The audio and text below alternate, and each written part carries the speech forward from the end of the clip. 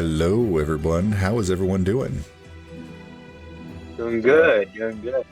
Yes. Couldn't ask for much better. Welcome in, everyone, for the beginning of our Turn of Fortune's Wheel, a Plancescape adventure.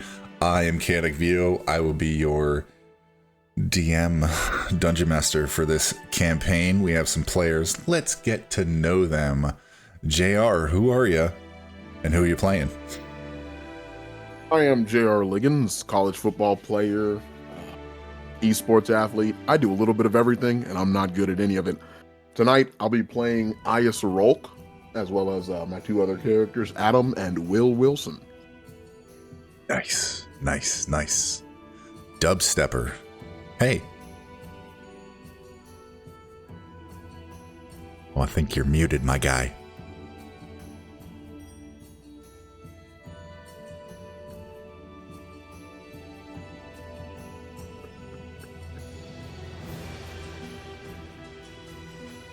I still cannot hear you. Okay, cool. Nameless Orange. Up to you, my guy.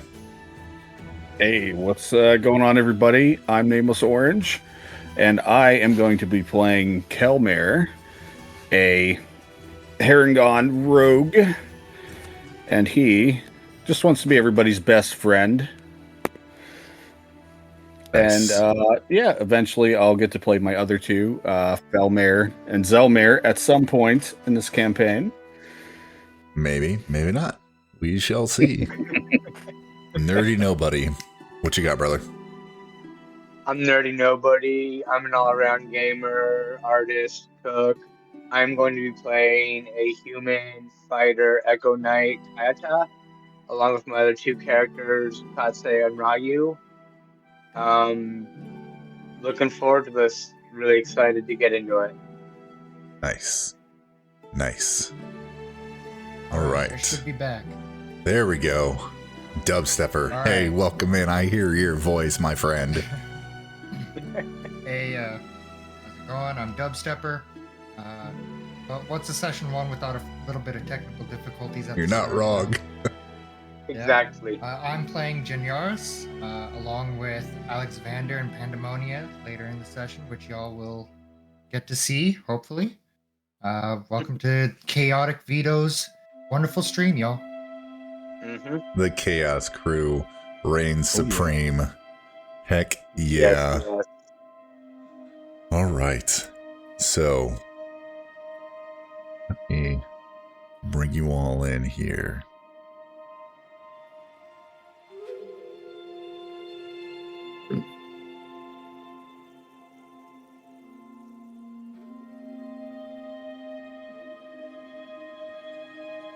Okay. So, welcome to Sigil, the City of Doors, a place where up is a matter of perspective, where the horizon curves above you and where every shadow might hide a doorway to somewhere, or somewhen else. The streets shift when no one is looking, and belief itself shapes reality. Here, angels and devils strike deals over tankards of fiendish brew. Gods are turned away at the door, and a word in the wrong ear can send you tumbling into another plane, or worse. Sigil is the beating heart of the multiverse. You can find anything here, riches beyond counting, secrets older than time, power enough to shape worlds. Some seek knowledge, others seek escape, but everyone is looking for something. But not you. You all find yourselves on a cold, damp slab. Your skin, there we go. Let me shift you over. Your skin clammy, the air thick with the scent of decay. Dim lantern light flickers off stone walls, and distant echoing voices mutter in strange tongues. The truth sinks in like a weight in your chest.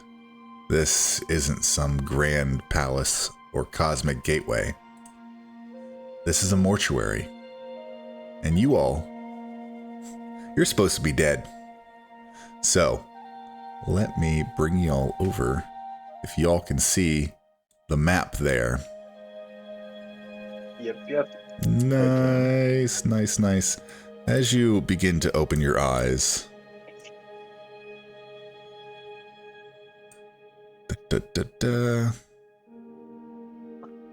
drained blood stains already. the drab mosaic floor and the edges of your table. And pained moans haunt the halls beyond the stuffy room. A human skull floats nearby. It bobs impatiently, waiting, watching you with slate gray eyes that remain in its lidless sockets. The skull notices that you're awake, and it moves to the... Oh, let me shift out of here because Will is not here, correct? No, it is Ias. It's Ias. It is Ias. There's Ias. Okay. The skull moves over towards Ias and says, "Hey, Chief. You're awake, huh? Well, that's something." He looks groggy, kind of rubs his eyes and checks to make sure he's seeing what he thinks he is. He says, "What precisely are you?"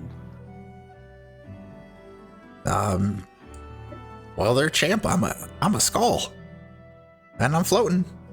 And, just doing my job. Indeed. Where am I? Oh, you're in the morgue. You have some deados.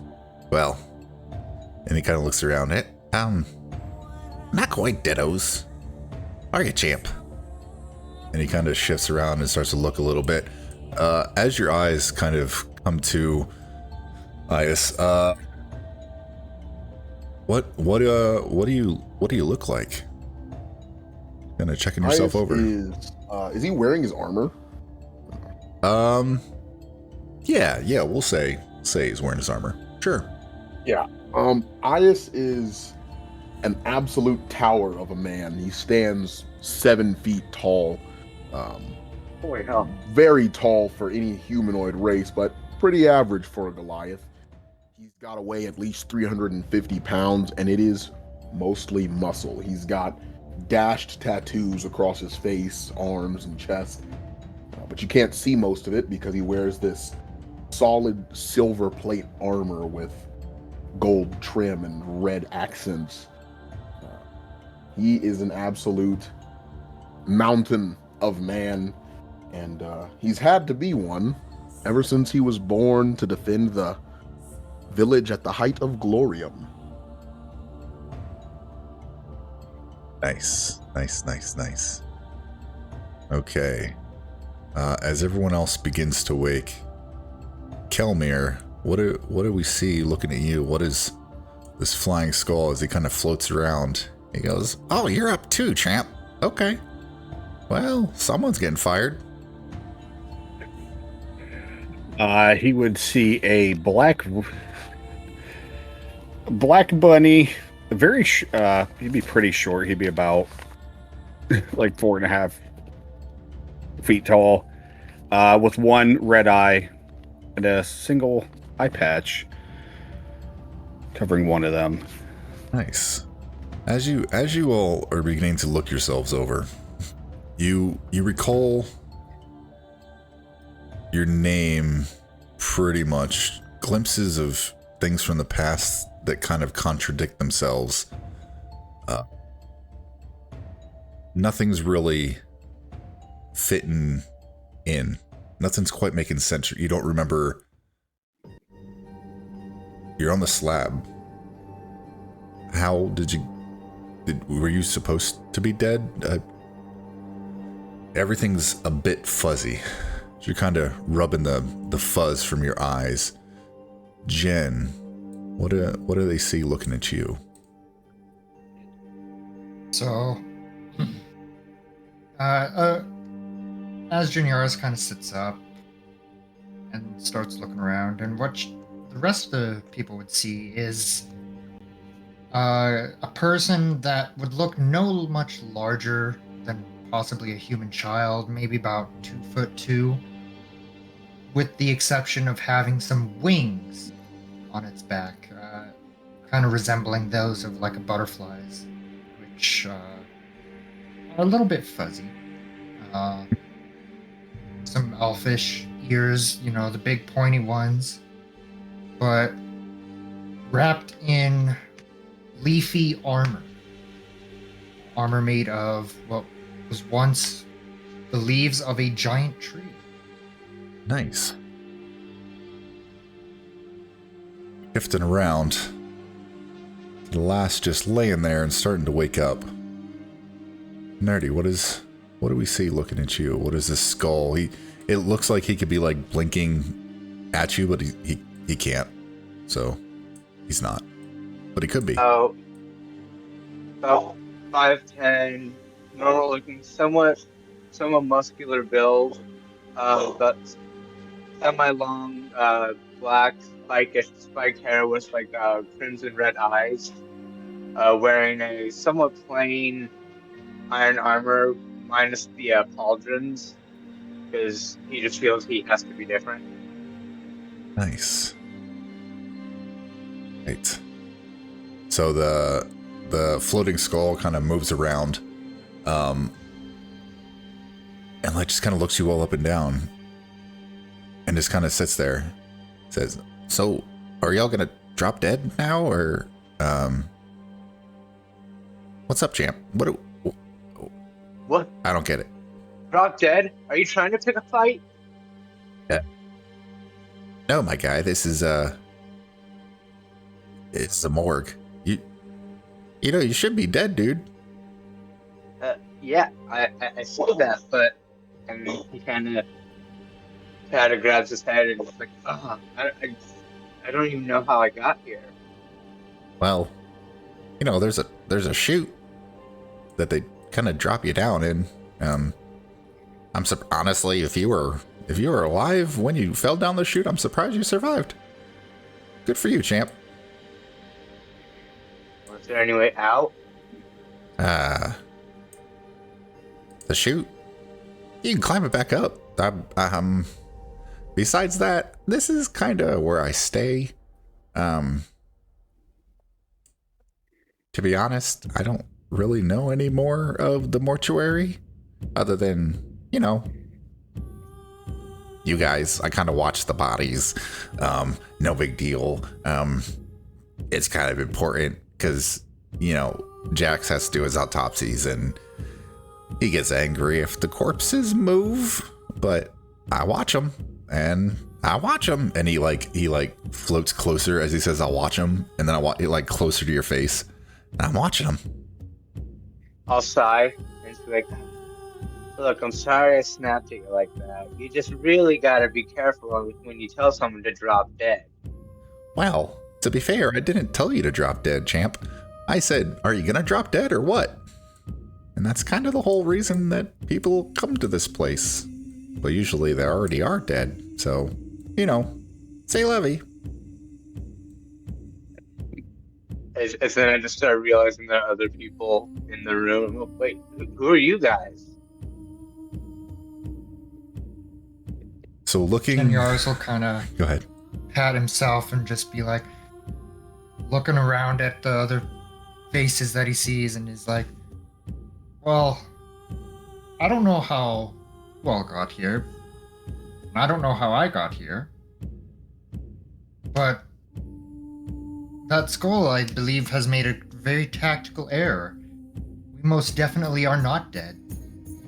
And it doesn't look like we're about to die anytime soon. No? I'll look at the backs of my hands and poke my face. Yeah, I'm not dead.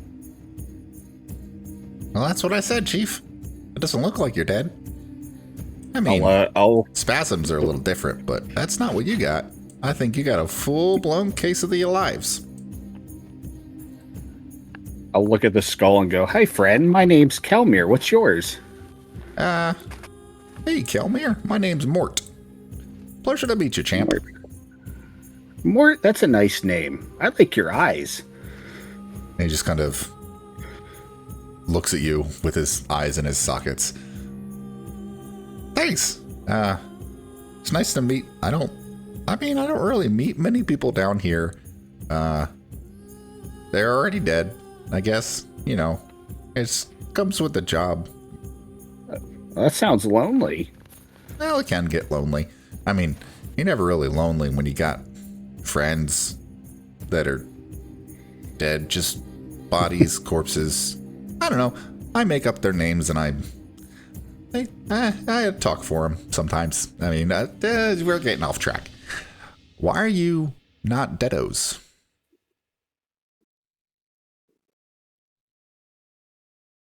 That's kind of like asking why you're a floating skull. Do you really know? I have no idea. I barely remember, you know. I've been a skull for as long as I can remember. So, you know. But that's a good question. Why are we somewhere where we're supposed to be dead and not dead? I don't know. Well, if you're not supposed to be here, you probably get out, champ. Yeah. I'll get up and I'll stretch, kind of crack my neck, and like, so where's the chute? I'm looking to get out of here. I need some fresh air. Well, and he kind of points way at the end of the room, through those doors, somewhere. Well, I don't know about you guys, but I'm out of here. Soul Try to kind open of the stand door. up on the slab and stretch his wings and Yeah. attempt to float over towards the door. Well, shake a leg. Most hospitable this skull is. Oh yeah. Thanks. I'm glad to help out some fleshies. All right, if y'all are, additionally, you see on the far end of the wall over, hang on, let me get the pointer out. Over here, anything that you weren't wearing is over there. So all the stuff you're carrying, like your starting equipment and stuff like that, is just like lying on the table. Your clothes are still on, your armor and stuff, we'll say, is still on, but everything else is kind of just piled up over there. Definitely going. I gotta leave and I gotta leave. I gotta check my pocket and go, wait a minute. And then Hell, the dead ain't got no use for that stuff, let me tell you. I mean, I can't get mad at you for that one. Well, you probably shouldn't. I'll take all my stuff. Not my fault. I don't know. I sorry we got off on the wrong foot. Mort, was it? I don't even have feet, champ. It's a saying. Well, the longer you stay in Anyways. here, Jax will come and if you weren't dead before, you'll be some deados soon. Best get moving. Shake a leg. Bye, champ. I'll wait and I'll start leaving. Bye, Mort. It was nice meeting you. Bye. We'll see you soon. All right. As you Okay. exit the room, you see a hallway in front of you. Is anyone doing anything else inside that room? No. Sweet. Okay. So heading out of that room, you see a hallway. Doors, double doors to the north, double doors to the south. Mosaic tiled floor underneath you. There's a smell of like formaldehyde and like rot kinda. And it's pretty damp still. It seems to permeate everywhere you go. If you see at the far end, let me get this for you. Disappeared. Whoa, are you underneath I someone? believe Juniors is chained to the bed. You know what? You had 2 counts on roll 20. 20. Let me. Might I be on the different one? Yeah, it's fine. I can give you access here real quick. I don't know how that happened. Yeah, one was Dubs and one was Dubs Stepper. Let me give you permission. Dubs. Controlled by Dubs. Save changes. Da, da, da, da, da, da, da, da, da, da. Then he's gonna disappear real quick, and he's coming back. You now should have Yeah, look at access. that. Okay. Neat. Okay. At the, oh my gosh, this is right in my way. At the far end of the hallway, there's a passage that leaves north and south. At the very, just far out of your view, you can see an ashy broom and dustpan lean against the wall. Outside, it looks like a closed door, a windowed door. Two levers, a blue lever in the upward position and a red lever turned downward, are set into the wall adjacent to the door, is what you see. So you see doors to the north, doors to the south, and it is up to you all what you would like to do. I look at both of the doors there, and I look forward to there, and like, I'll go examine the levers a little bit. Okay. I would like to see if the doors to, well, it would be Janoris's left, the north, are locked. So, they are not locked. Wouldn't seem to. Like to push open the door? Okay. Do that real quick. Or not real quick, we'll just.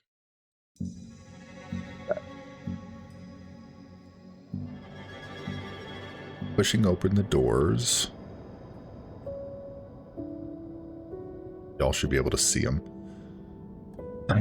Okay, so that is. All right. As you look into this room, you see. Well, it should be right here, right?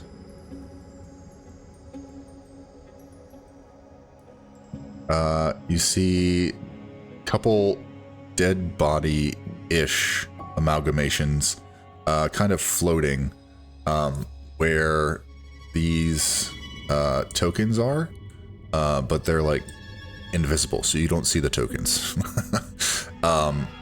They're kind of floating like marionettes on like a little stage. There's it looks like possessions kind of strewn all over the place, and it looks like whatever's puppeteering these corpses is putting on a show for three slack-jawed skeletons that are sitting and watching, just enjoying. Just watching the little puppet show. I'll leave that be. You closing the doors? Yeah. Okay. Got it. Okay, jump it back down. So, looking at the levers, there's a green lever, or a blue lever, and a red lever, and a dustbin right beside it. If you look through the door, so the doors are heavy iron, and there are like grates, like thin, like bars, right? About head height that you can see through, like grated windows. That you can see through. And what you see is, I will show you exactly what you see. So you see an identical door that stands closed at the end of the passageway. It's about a 30-foot passage. And it looks like there are. Actually, I have a handout for this. Let me get you to it.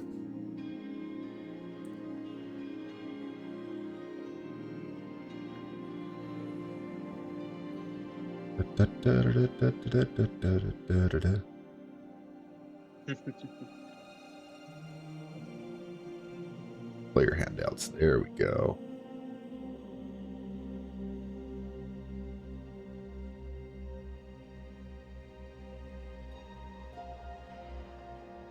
just needs to be organized a little bit more. Stand by.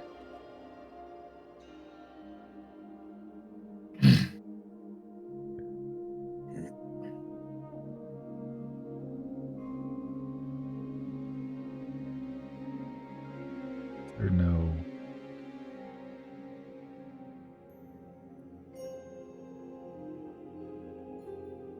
Okay.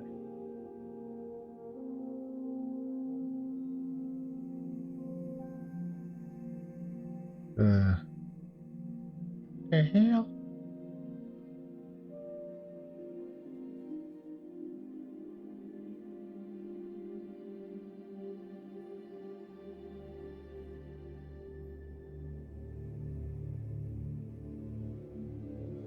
Ah, I freaking found it. Okay. Okay, this is what you see. Sorry. I'll get better with this, I promise.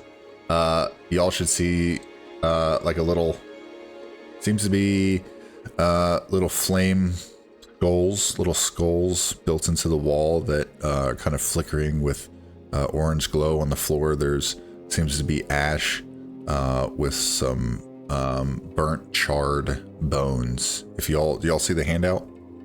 Mm-hmm. Yeah. Okay, cool. It seems like this is probably a crematorium. Probably not the exit we're looking for. Definitely not. Although, if I were to guess, one of these switches opens up a door and the other burns things. Makes sense. I would assume red for fire, blue for door. Well, why not just pull a lever and find out? Yeah, Ias would wait no longer than it took him to make the decision in his mind to go ahead and pull the red lever. Pull the lever, Kronk. Wrong lever.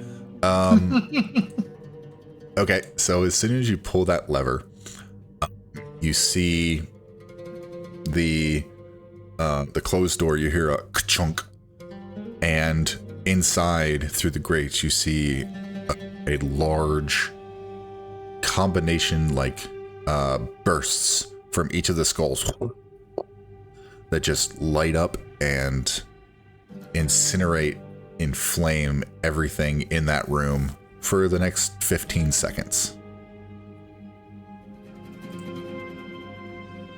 Just bright flames in there.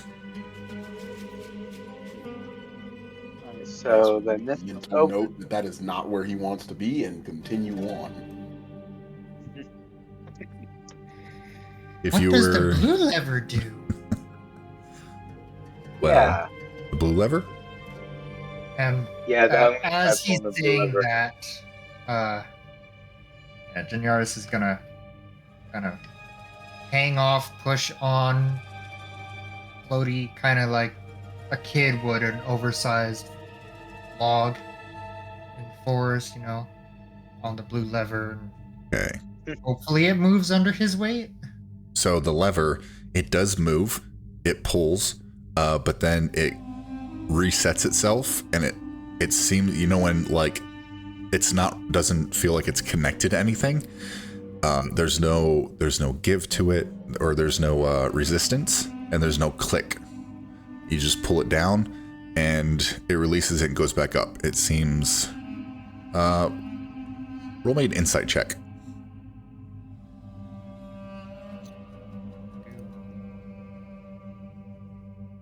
Who? Jen. 13. Okay, 13. You kind of realize that this may be a locking mechanism for the door, but since the door is already locked, it's just a moving lever that isn't engaged because the door's already locked. And if you were to wait around for the next minute or so, you'll hear chunk, and that blue lever will like seat itself, and that ka-chunk is the sound of the lever seating itself and the red resetting itself and the door unlocking. Sounds like a trap waiting to happen. All right, what's next? As What's something his that has a trap? as he just kind of wanders off. Wonders all. Anyways, I'm gonna check the south end of this hallway. Okay. So you're going And south, you're going north. I'll go down here. Okay. All right. I love it. Let's check out this south real quick. Let me Never. unlock this. Are you checking the doors? There's 2 doors right there. yeah, I'm checking the doors. They are unlocked.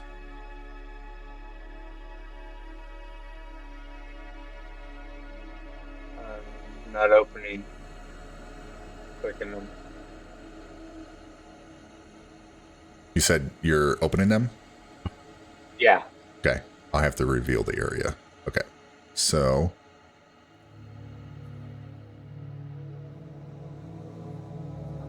scouts are on. Okay. In this room, the sterile chamber reeks of embalming fluids.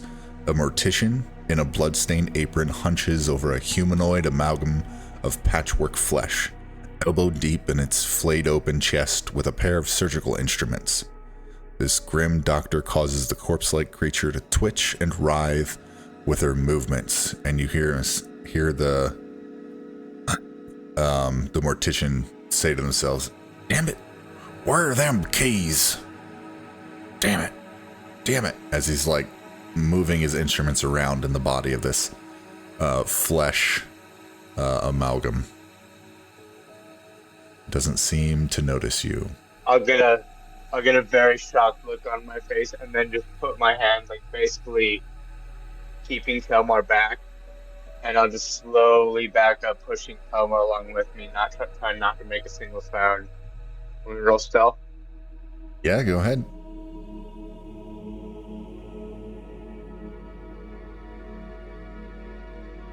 Are you closing the doors? Yeah.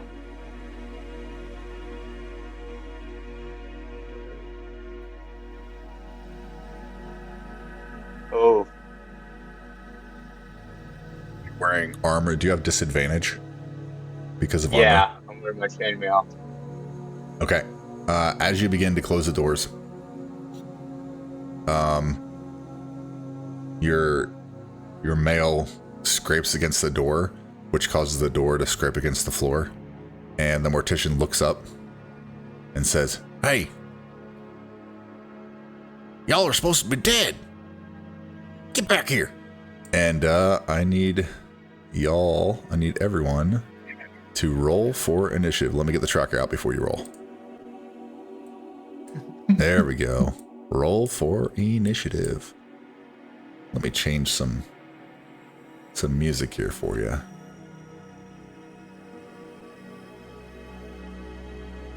I rolled a 14, but it didn't go to the tracker. No, it did. I see it. Oh, I have to click my thing first? Can you put me in as a 14? Yeah, I'll add you to the turn order real quick. Cool. And turn, and you can edit your number that you got.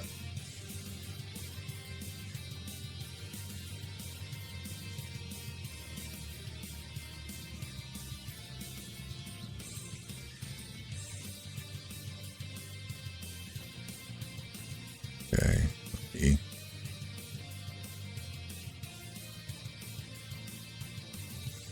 get his initiative. Absolutely love the battle music.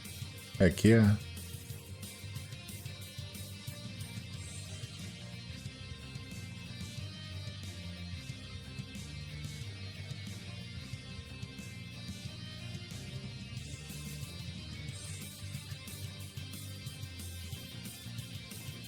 Get the other creatures.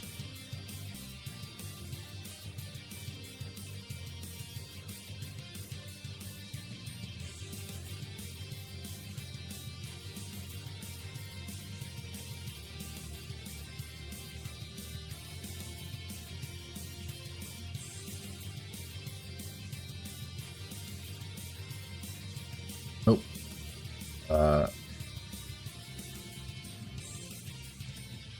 14 is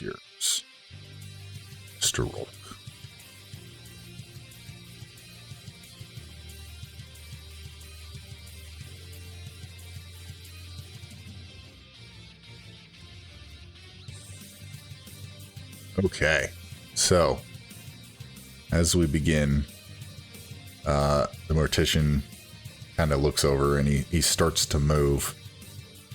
You see the creature now kind of shifts their head. They pick their head up off the table, kind of looking your direction as well. Kelmir, you are top of the order for the first combat of the campaign. What are you doing?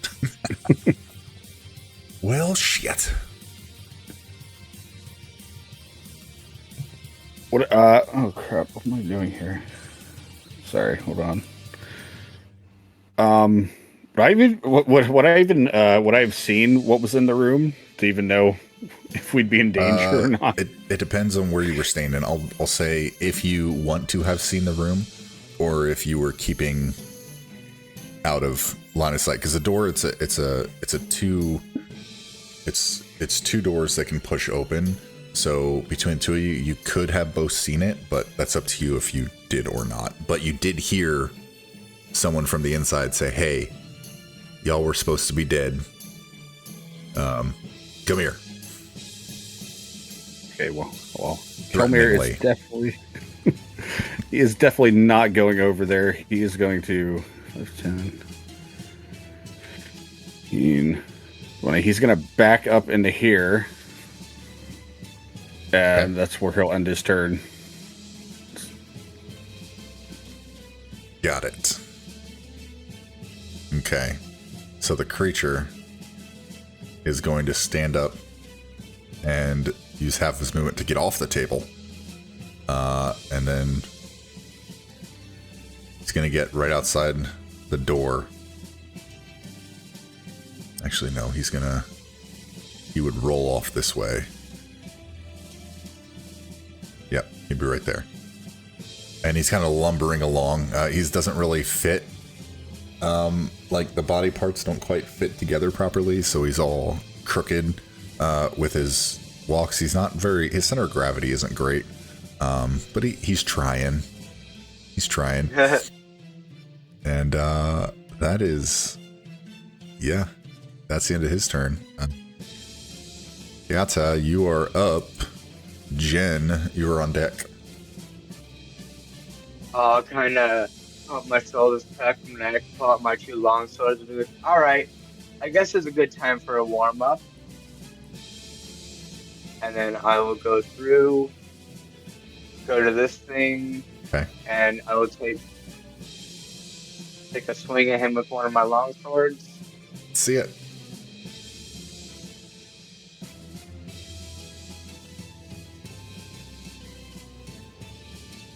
That's a 20. That hits. One-handed. Okay, yeah, that hits. See some damage. 5 slashing damage. All right. And then I'll use my 2-weapon fighting to hit him with my second long sword. Okay.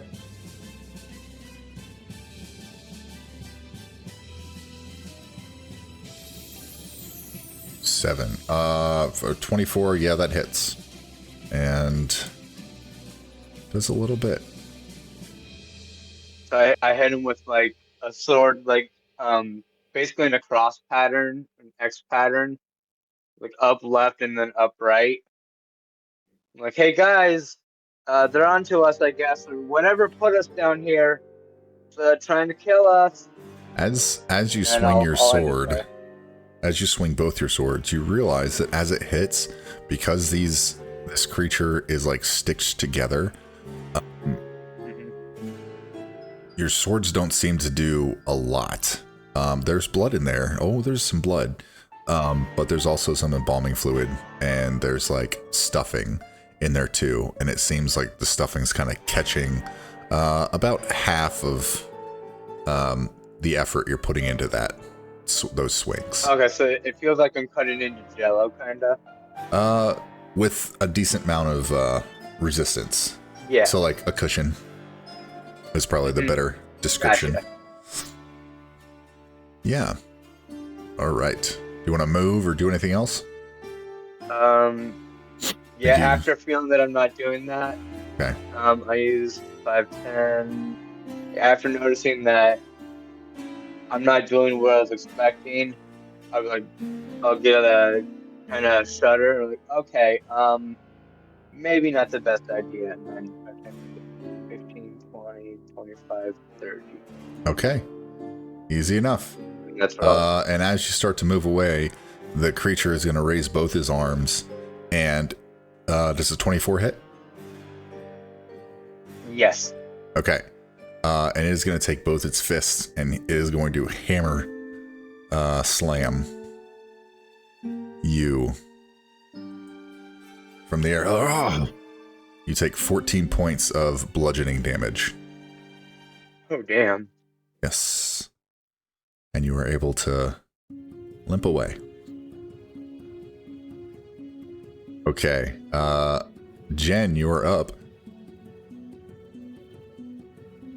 What the hell is this? You're not supposed to be in that. Wait, what?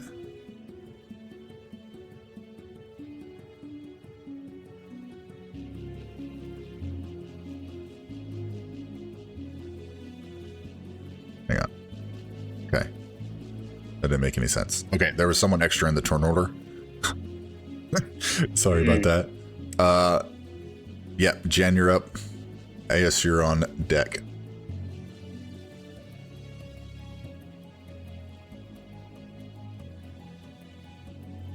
I think you're muted again. Yes, I was. Sorry about that. No, it's all good.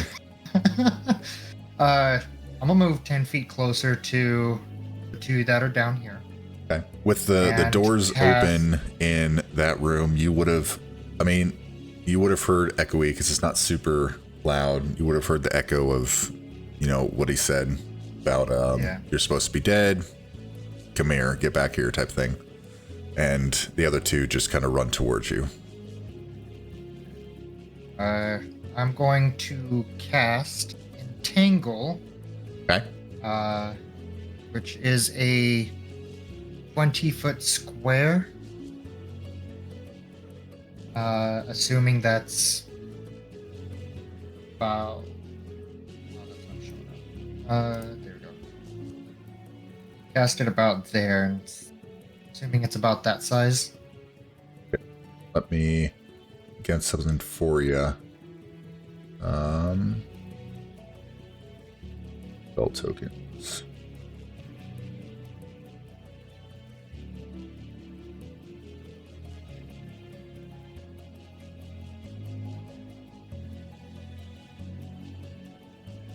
Square. The deck saving throw, right? Entering. Can you share it to the VTT?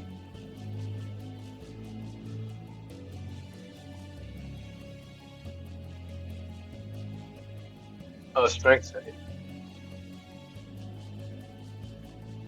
Okay, where's the? Can you show me again where it is? Starting on this square here should be about that size.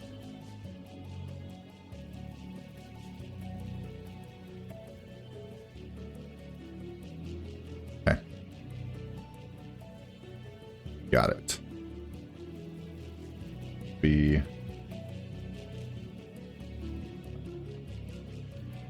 What does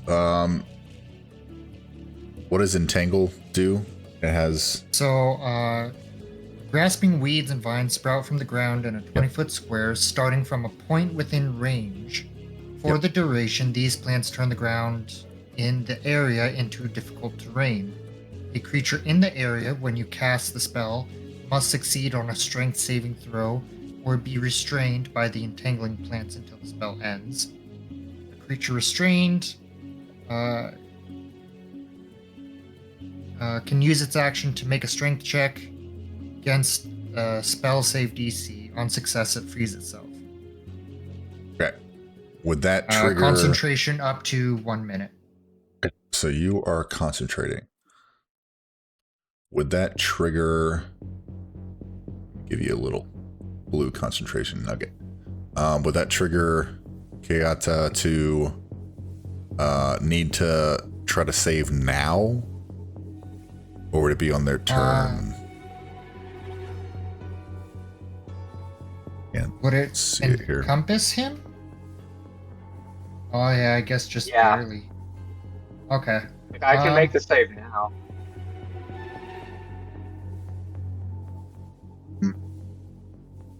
Yeah, it would be now. Yeah. Yeah, go ahead and make it. Save is 13. Oh yeah. Okay. So he is not restrained. That 20 that. Okay. Nice. Nice. Awesome. Heck yeah. And let me make sure I consume that spell slot there. Please do. And I will loudly suggest to the rest of the group that we find a route to escape from. And end my turn there. Okay. Mr. Rolk, you are up. Everything's happening in the hallway. Yeah, with everything happening all at once, you'll act quickly, turn, and draw the blade off his back. It's a large, less a blade, more of a tool. It's a big old trident. And he'll move 30 feet, 5, 10, 15, 20, 25, 30 towards the battle instead of away. And he's going to hold an Eldritch Blast for the first thing to come around the corner. Nice. That'll be his action. And do I have any bonus action healing? It does not look like I do, unfortunately. Yeah, I will, I think that'll be that for me. Got it. Nice. Pull him back up. Okay. You'll kind of hear, well, I guess the only person who'll really hear is it Kayata? Yeah. Whatever. Whichever one. I'm not picky about it. Kayata is, will hear, damn it, I still had to find those keys. Well, time for some disemboweling. And he will move 10.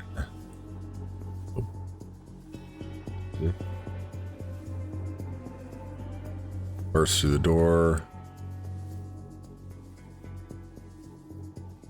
Come around and... That'll trigger him getting shot with my Yep. Eldritch Blast. Yeah, go ahead. Give it a shot. Let's see what happens. Only one shot at this level. So. Yeah. Oh, Kills that's babies. not a good sign. Ooh. That's not a good sign. So you shoot off your Eldritch Blast as he's coming around the corner, and it's odd. You first see him, and he it's gonna give him a little zoom in for you. He's starting to lose part of his jaw, but like he has wax in front of his face. He's covered in like it's kind of like bone armor that's in like the shape of a smock. And it kind of throws you when you see like the wax jaw, and your blast goes slightly off kilter. And he will continue.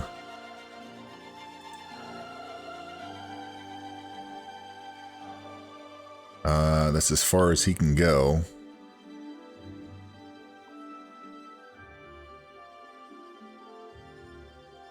He will...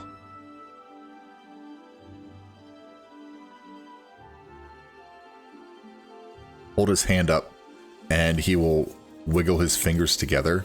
He'll like he's saying money, money, money, and he'll just unleash his fingers in the direction of Kelmir, and a quick blast of necrotic surge will fly in the direction of Kelmir. Let's see.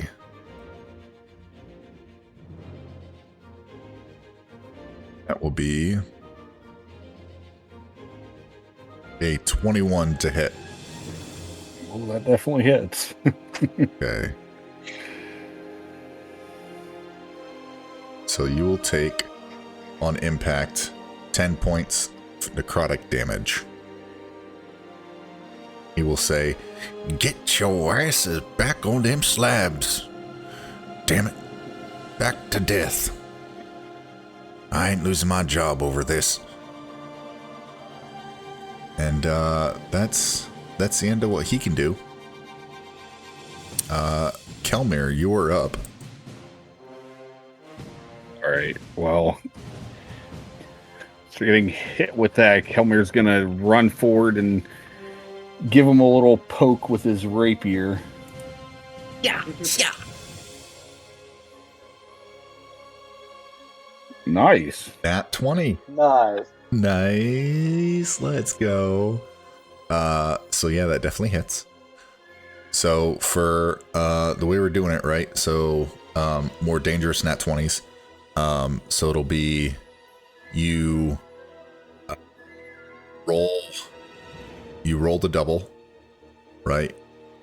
Like normal roll, but then you add whatever the base damage is. So what is it? Is it D8 or D6? D8. A D8. So you'll roll 2D8 and then you'll add 8 plus your modifier. All right, hold on. So how do I just roll the 2d8? So it should automatically shift to a crit. So if you just roll the damage because of that roll, Okay. it should have shifted. So it'll show. Okay, 2d6. Oh, that's sneak attack. So roll it again. So we get the other piercing. Yeah, I don't know why it didn't shift properly. Because it did 1d8 plus 3. So 7, 7, 14 plus 8 is what? Math? 25? 22. 20. 14 plus 8, 22. Yep, you're right. Come on. He took a hefty blow. And he's taken aback by this hopping little creature, like, I mean, full size, hopper, that stabs him, but the stab, like, really hurt, and you found, like, the weak spot between his armor. You basically got, like, a kidney shot, and it's starting to hurt. All right. Let me see here. I believe that is going to be my turn there.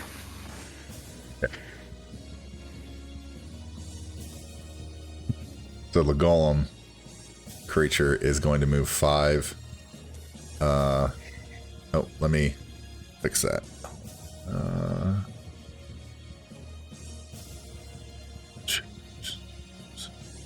Back. Okay. 10, 15.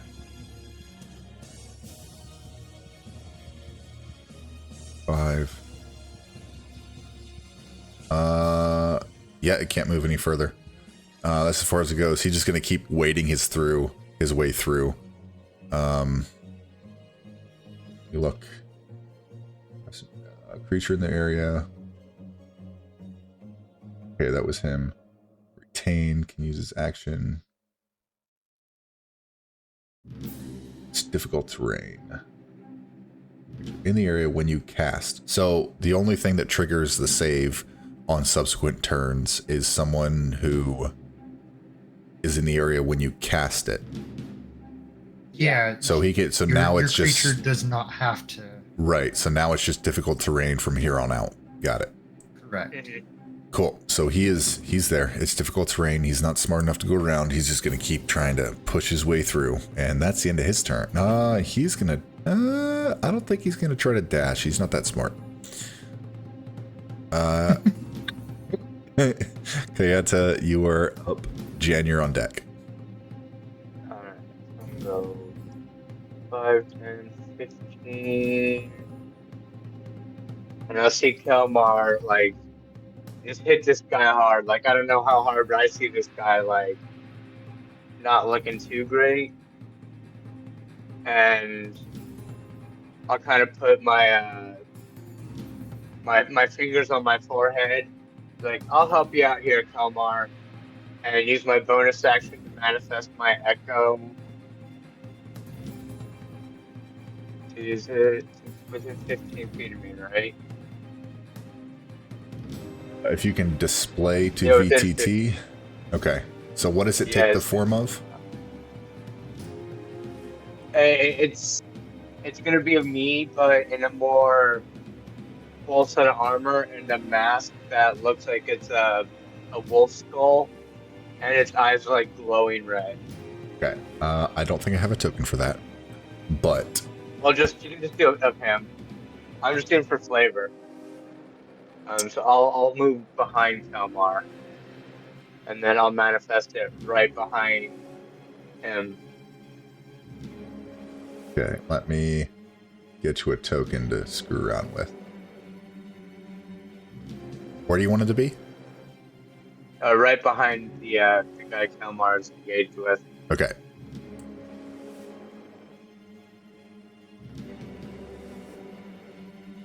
And then That token will have to do for now. I'm perfectly fine with it. Okay. Dope.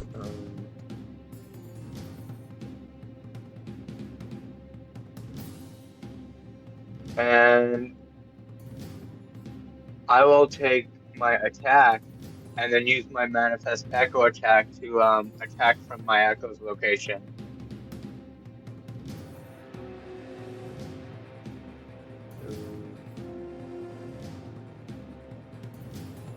Oh.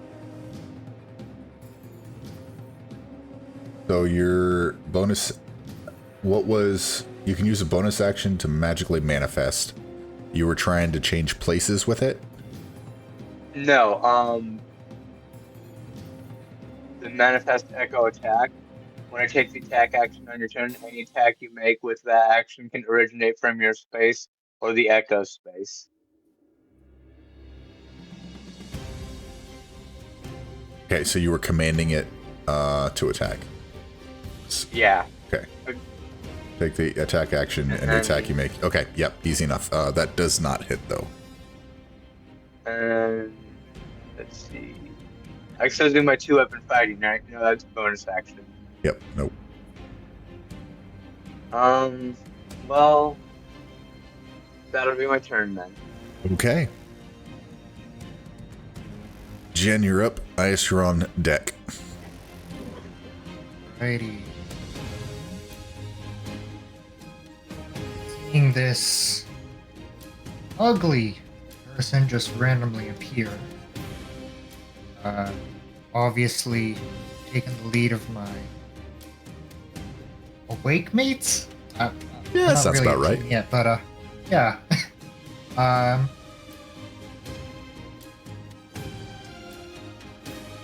should be able to use Thorn Whip without hitting Aias,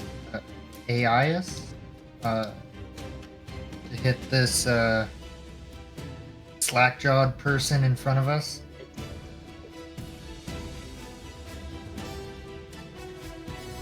You create a long... Yeah, you should be fine. I'm gonna go ahead and do that then. Thorn Whip, so it's a +5 to hit. Sure. That is gonna hit. Awesome. So then how do I roll? Oh, there it is.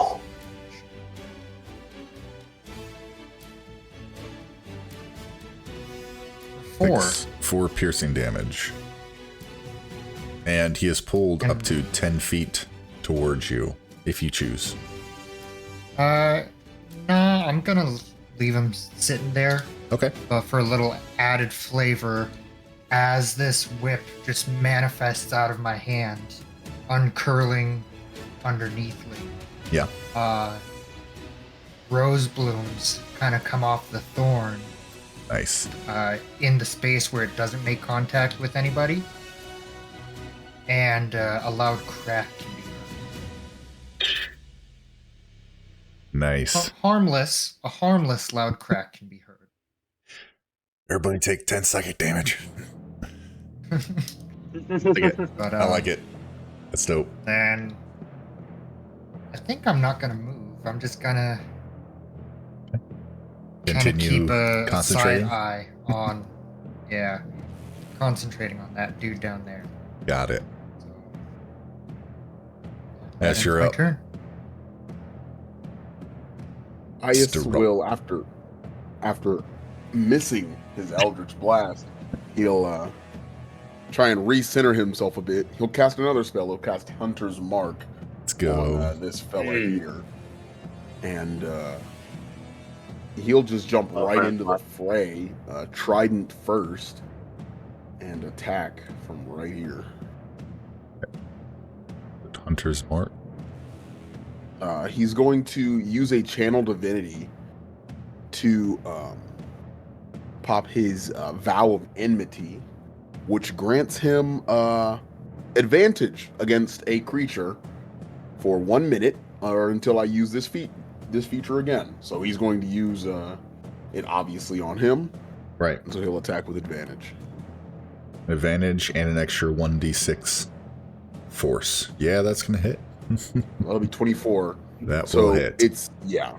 So he's holding a shield, so it'll be a one-handed attack. Okay. It'll be 7 damage plus Hunter's Strike. Where is it? Hunter's Mark, rather. Be that 7 damage 1d6. plus 1d6. 13 damage. Is he still standing after 13 damage? He is, however, he is severely bloodied. He thought he could just, come out here and put you all back to bed. It seems That's the tables great. have turned. All right, yeah, I'm gonna go ahead and use one of the charges on my Trident of Verdict to deal an extra 1d8 fire damage to him. Nice. Top it off. Not great. It's only 2. Not only is this dude super bloodied, but now he gets scorched and you singe his wax jaw starts to drip and revealing underneath just bone and teeth. And his hair starts to part. I burn. That'll be that for my turn. Okay. Now it is his turn. Oh, Well, am I glad you're on our side? He this dude, he says, "What? Deados are supposed to stay dead. Now hold on a second.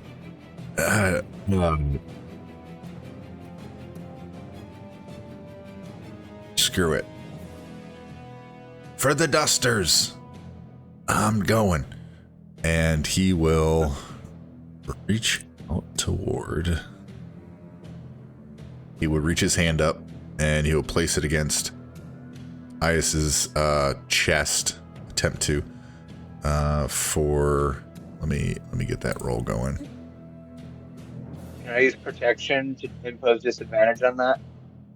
Can you display that to VTT Yes, I just can. so I can see what that says? Yeah, he's within 5 feet of you. Yeah, he is not within 5 feet of you. You can use reaction to pose disadvantage. Yeah, so Kelmir is between you and him. Yeah. Yep. Good try though. I like it. I saw my echo and I was thinking, never mind. 22. I guess is that? Yeah, does that that'll hit get you? there. Okay. So then you will take.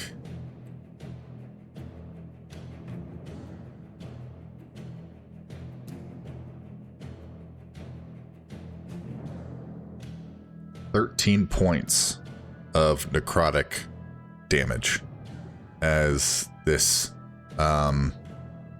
purple waxy energy encompasses your plate and just kind of finds the cracks and seeps into your chest. And he is surrounded, but he gets a defensive stance. And you see a smile begin to, the little bit of, smile you can smile with just teeth and bones, but his crow's feet kind of, pinch a little bit, and it looks like he's starting to smile. Seems like he's happy this is happening. Kelmir, you are up.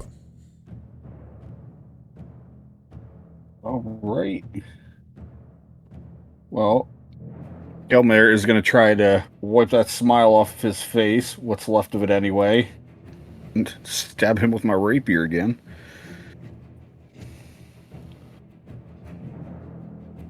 A 14. That just misses. Ooh. But he will take 1 point of slashing damage. As a glancing blow, it just skitters, slides off of his shoulder, gives a little nick. Alrighty, and you know what? I'm going to use my rabbit hop bonus action to get away from him. So I will jump. Nope, I am on the wrong screen. Whoopsies. Can you display that to VTT, please? So I can read it. Let me see here. I think that did it. Yep.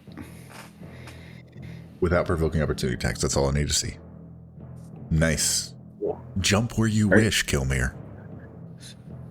So I will let me get on this freaking screen.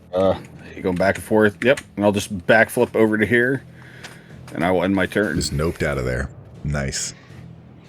Okay, now the creature down to the south, Kelmir and Jen, you see 5, 10, got it, 15, 20, 25, 30. He will move here. He will shift up, and he's just lumbering from side to side, awkwardly walking, and seeing how hurt the mortician is. It seems like he's a little protective of his surgeon. So he is going to, at Kayata again, he's going to try to double fist slam at him. Let me pull him up. Slam. I'm going to use shield as my reaction. Okay. Okay, yeah. That's fine. Shield. It's a reaction plus 5 to your AC. Okay, so his first slam will be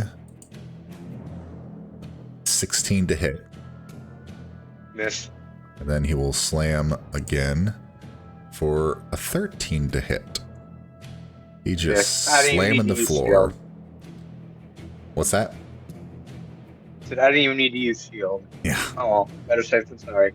Yep, exactly. So he is kind of, he makes a gurgling sound at you, but more kind of towards the mortician. He just seems all out of whack, like his body's all over the place. He's starting to slide apart a little bit. Seams are kind of coming undone. It seems like he's not really sure what's going on, but like the mortician's going down, so he's trying to do something about it.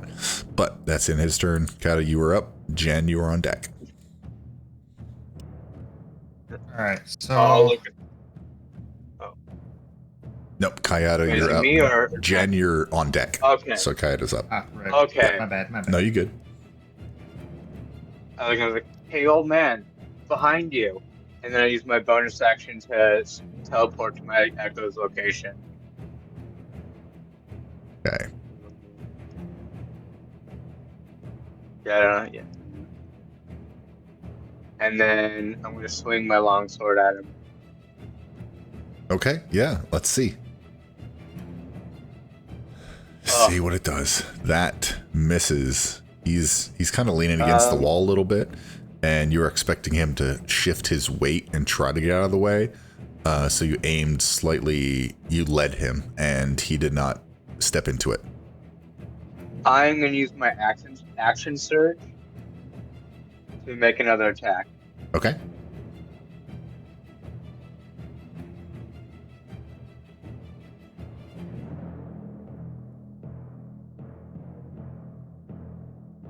$16 to hit. 16 does hit. Let's see some damage. Handed.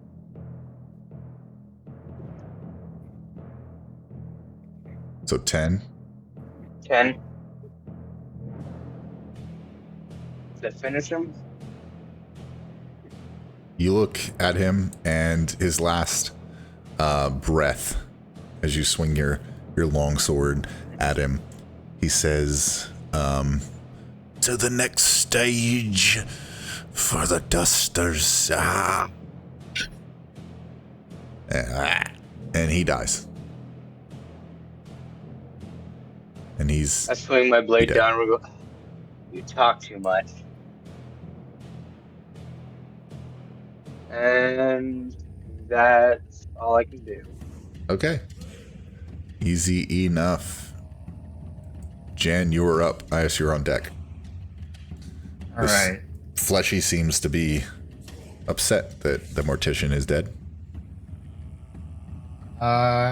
With the mortician falling and being a little annoyed that this is taking a while and Jinyaris doesn't get to explore the catacombs here. Yep. He's going to cast Moonbeam Okay. on the creature, which, if I'm correct, should just be the square that he's encasing. Yeah.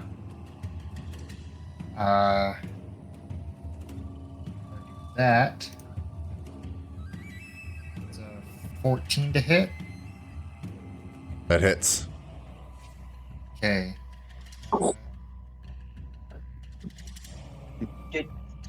Did you just hammer of dawn him? Nice. 14 radiant Maybe. damage. Or... Oh, did it automatically roll the... Yeah. Oh, okay. Or I thought it was the 14 to hit. And then... Oh, yeah. Either way. Sorry. Yeah, no, 14 radiant damage. Hang on. Oh, it's a constitution save. Oh, okay. Yeah, okay. Yep, I was thinking it was a hit too. My bad. Let me pull up and see. Let's have him do a con save.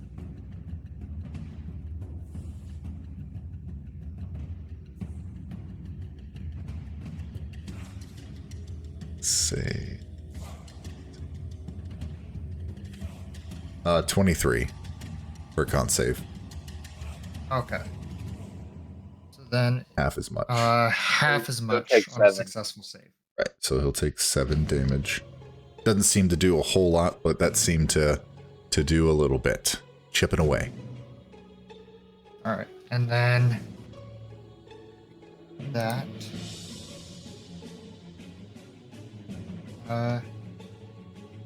is going to move a little bit closer. So that's concentration, so the other one, your entangled disappears, and you're concentrating Yeah, on Moonbeam, which is just staying where he is. Where is that? Let me see if I can... Okay, continue. I'm just going to try to find a spell token just to put where he is. As he steps closer to Kelmir, he will draw his scimitar. And, ready for what comes next. Nice.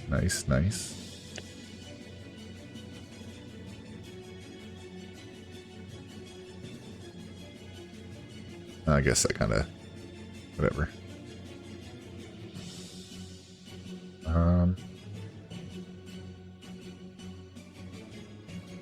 Hang on.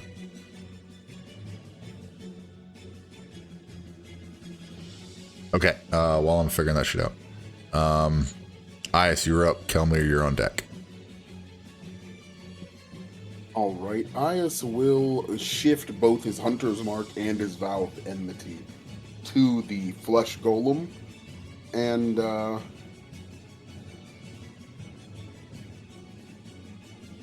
hoping to probably keep at a reasonable distance. He'll just cast Eldritch Blast from where he is. Okay, let's see it. It's gonna be 23. 23 does hit. Let's go. It'll be 3 damage plus the Hunter's Mark. Yep. 9 damage total. Nice. And he's still standing after that, I would assume? He is still standing. It looks like he's pretty beefy. He's a big dude. You're just like impacting. And that's kind of what's happening. It's not really affecting him too much. Well, that's great, because I have a free cast of Divine Smite once per long rest. Okay. So I'm going to use my bonus action to hit him with a Divine Smite. It'll be 3d8 instead of 2d8 because he's undead. Yeah. Ooh. So actually, yeah. Or is it not undead? He is, he's a construct. Oh, okay, no worries. 2d8 then. Okay. 2d8, 9 radiant damage. 9. Let's see if he has. That's the immunities.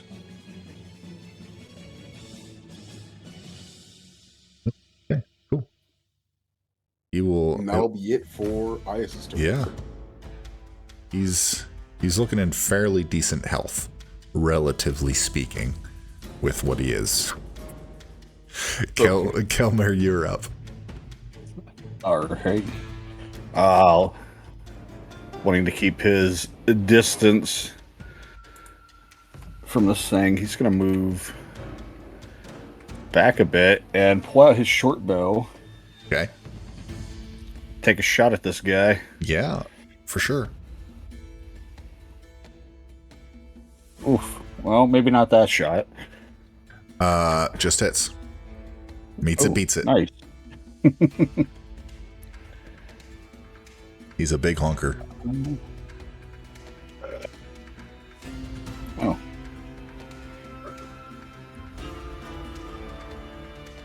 Six. Okay. Wait a minute. Is that sneak attack as well? I think it would, right? If an ally is within, if I'm not mistaken. Yep, ally within 5 feet, grant Yep. sneak attack. So technically the Echo is an ally. So that is the full 10 of piercing damage. Okay. Nice.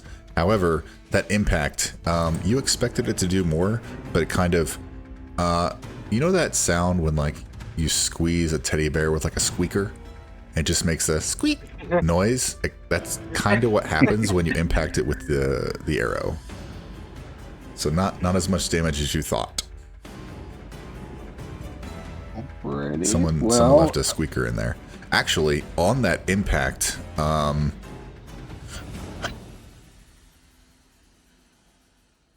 what's everyone's passive perception?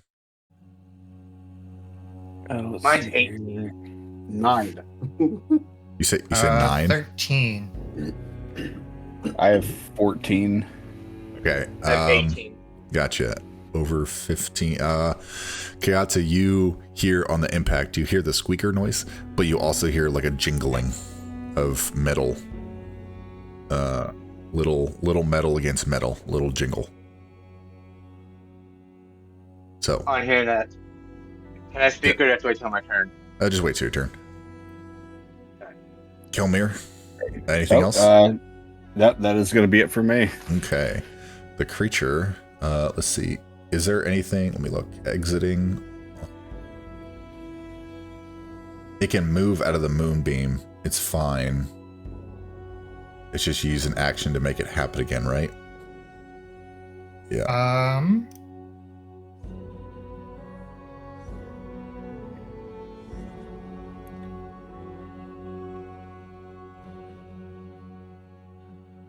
Yeah. Use an action. Actually, when a creature enters the spell's area, which was the initial, or starts its turn, it is engulfed. So it's starting its turn in there.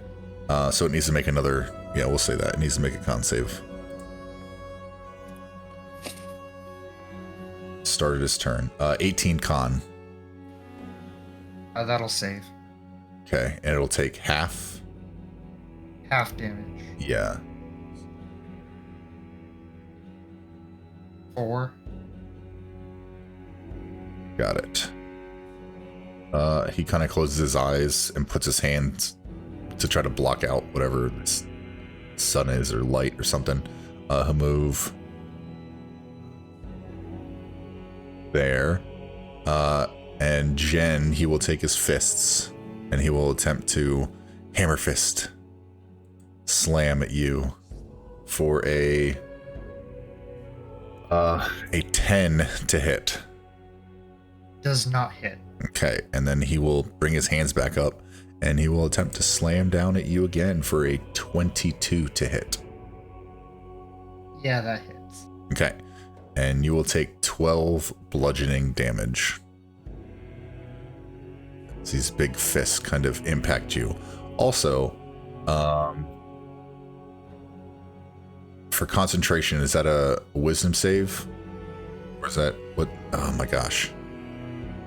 I haven't dealt with Constitution in a little bit. Or concentration. So you're concentrating. Concentration, I think, is Constitution No? save? Oh, it's been a minute for me as well. I know, just having to remember that. Quick to the Googles. Well, whatever save it is.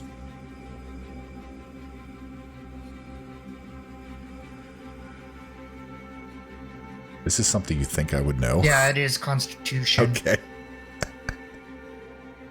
Okay. All right, give me a con save. So I'll go ahead. That is 10. Okay. DC equals 10 or half the damage you take. Whichever number is higher. So beats it. Yeah, so you're still concentrating. Cool. Nice. The creature just kind of hang out there. Kata, you are up. Jen, you're on deck. Alright, so I'm gonna have my echo do a longsword attack. Okay. See it? That's gonna hit. 18 will hit. And then I'm going to burn one of my unleashed incarnations, allowing my echo to make a second attack. I'll put in the BTT.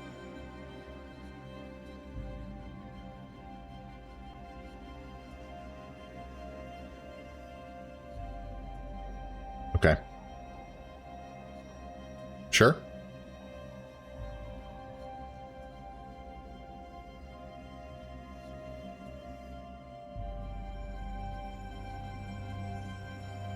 And then can I 2-weapon fighting? That would use my bonus action. Is your echo? Does your echo have 2 long swords as well, or does it just have 1? Does it share my inventory? Because I have 2 long swords. It doesn't share your inventory. It has its own stat block. Oh, okay. Then I assume it would only have the 1. Okay. And then 17 for the what I second can do. swing does hit. 5, 10, 15, 20, and I'll run up and use my 2-weapon fighting with my longsword. Is that good?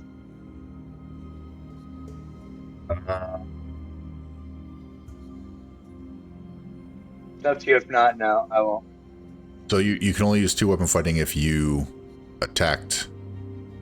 You made an attack. You had your Echo Knight attack, so I don't think it syncs properly. Alright, then yeah. I'll run into it and I'll end it there. Okay. Easy enough. So you must have that key that Creep was talking about. Jen, you're up. IS, you're on deck. All right. Kind of simple. Seeing it move closer to me. Going to use.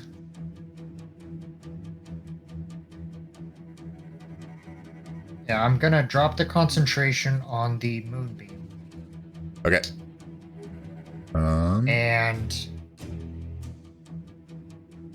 since I had my scimitar drawn, just go ahead and take a swing at the creature standing in front of me. Try to undo its stitches. Nice. That definitely Or a- hits.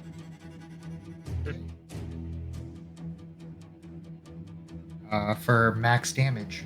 Nice. Slashing. Slashing. Okay. So as you slash, you try to get some stitches. You undo a couple of them, but it kind of glances off some of the stitches. It seems like some are metal, some are like twine or something, right? So it doesn't seem to do as much damage as you thought it would. And he is looking bloodied from that. His seams are starting to pop a little bit. And then I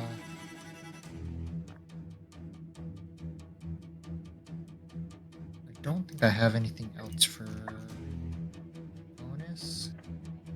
No, all I have is a healing word. As I look around at the other peoples, is there anybody that looks worse off than one? Like who looks the most worse Between off? you and Kayata, I think Kayata might be a little worse off. I think everyone has a little bit of damage. I think Kayata might be Worst off. We're all good damage. you and him, yeah. Okay. Bleeding a little I'll bit go from ahead the and eyes. I'll just pop a healing word first level for Kayata near me. For 7 healing. Ooh. Nice. And I will end my turn there. Okay. As you're up, Kelmir, you're on deck. All right. Ias will keep with the same strategy. He's kind of safe and sound where he is, so Yeah. he'll just fire off an Eldritch Blast. He'll probably take a couple steps back, keeps his distance. So let's move him to 5, 10, 15, 20. That puts him 30 feet away. Perfect distance. Nice. It'll be an Eldritch Blast. 21. That definitely hits. It's not hard to hit. Big guy. 10 force damage plus the Hunter's Mark for another 4, so 14 total. He's looking really rough. Really rough. His seams are starting to pop. His arms are kind of hanging by about half their stitches now, and on his chest is starting to open up, and you're seeing like a little bit of stuffing, a little bit of like organs that are kind of mismatched, and they're starting to fall out, but he's looking rough. Kelmir, you are up. All right, I am going to bonus action steady aim. I'll throw that there quick. Yep. And then I am going to fire another shot at him with a short bow. Oh, I'm going to have to do that as...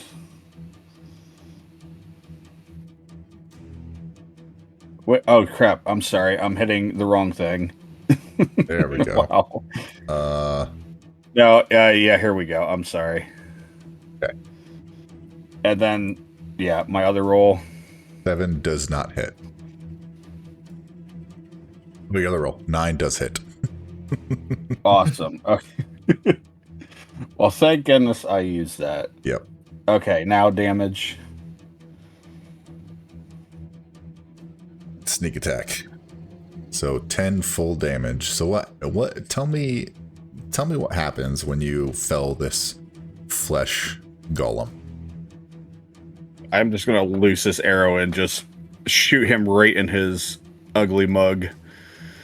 Okay, his ugly mug pointing in your direction, his jaw a slack, and the arrow looses, and his eyes start to go wide, but like he has like really bad lazy eye, which means one of his eye is falling out of its socket, and as it falls, the arrow impacts the eye, which is around his cheekbone, and the arrow skewers the eye straight into his cheekbone and knocks him off his feet, and he is now kaput, and you are all out of combat.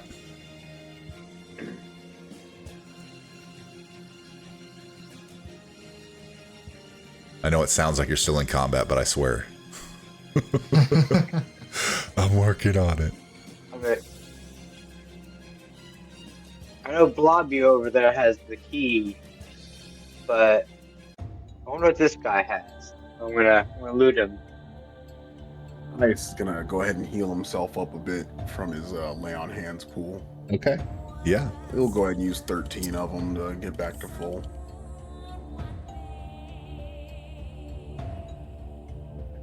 That sounds good. Hayata, roll me an investigation check.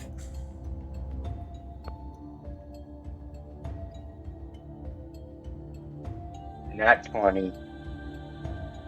You find some tools on a tool belt, like scalpel, hammer, like chisel, a pair of like leather work gloves that are kind of tattered, like a vest made of bones that's a smock. Other than that,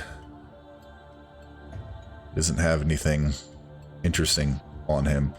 Looks like he might go into work without a lot of possessions. Stuff. Yeah. Yeah, it was worth a shot. Okay.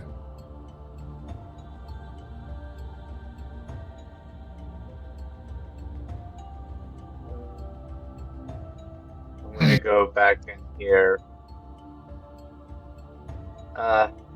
So, Hey, Mark, Chief. what would you do if you suddenly found yourself out of work? I don't know. I'd get a job being a floating skull somewhere else, champ. Let's just say management has been fired, so you're free to do whatever you want. Well, Come with us if you'd like. nah, I'm waiting for someone, champ. Sounds good. Just thought I'd offer. All right, thanks.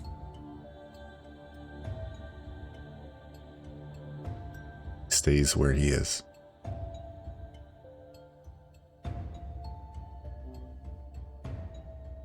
Does some of you recall Kayata saying, "So you have the keys that guy was looking for"? Yeah, if they didn't, I was gonna go start searching the key in Blobby. Jen Yaris will go to the mortician and look for said keys, thinking that they might be useful to get out of here. Okay, I'm not going to have you roll, but you do not find any keys. Okay. Kayata, anyone else looking at the flesh golem, roll me another investigation check.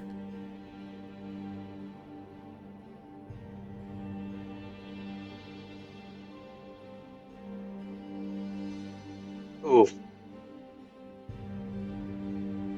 That's a 0, guy. You're kind of grossed out a little bit as you're digging. Would you have said out loud that you were looking for the keys? Mm-hmm. Heard him. Okay, everyone heard Kayada say that he heard the keys in there and he's looking for them, but he can't seem to find them.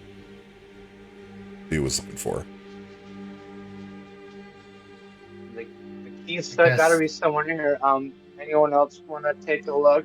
I really don't want to do this anymore. Calmir will come up and say, "Yeah, I'll help you out." Okay. Roll investigation, please. Good. Oh, I guess it didn't go. Now it's gonna go.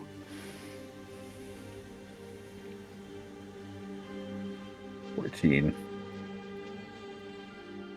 14. You start to look, and he's looking like where pockets would be.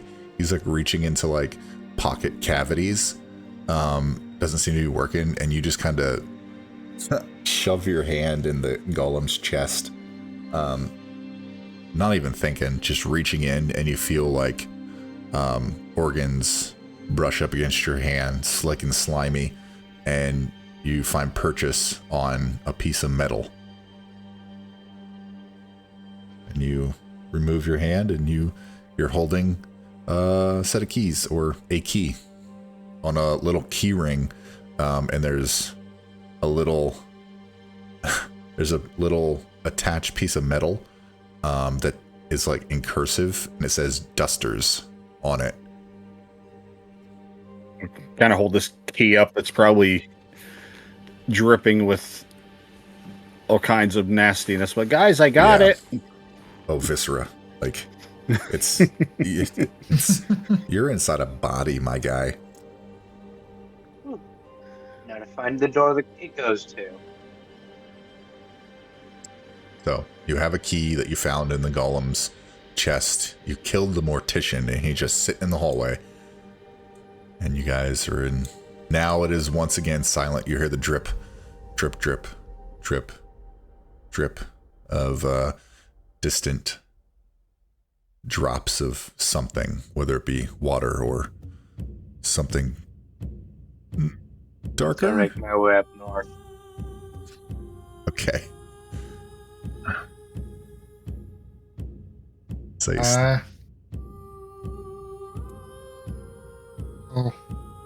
if Janyaris were to look through mm-hmm. the door Okay. to the other side of the crematorium, Right. does it look like there's another? Does it look like there's anything besides more bricks at the very back? There's a door that just mirrors the door in front of you. At the end of the hall, end of that passageway, there's another iron door with like bar slits in it that leads to the other side of this area. Jen's gonna say,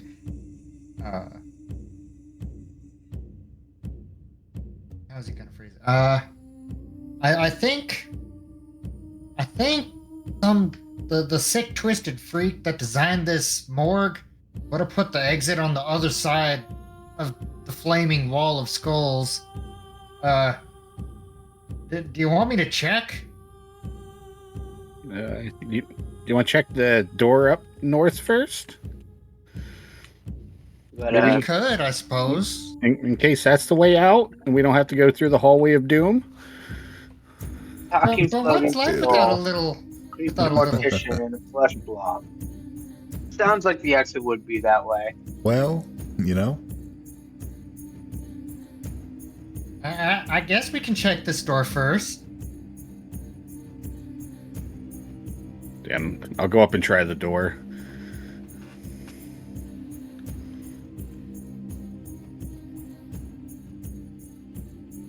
all right. So heading up and trying the door. The door is unlocked. You get the feeling that like they don't really need to lock doors around here.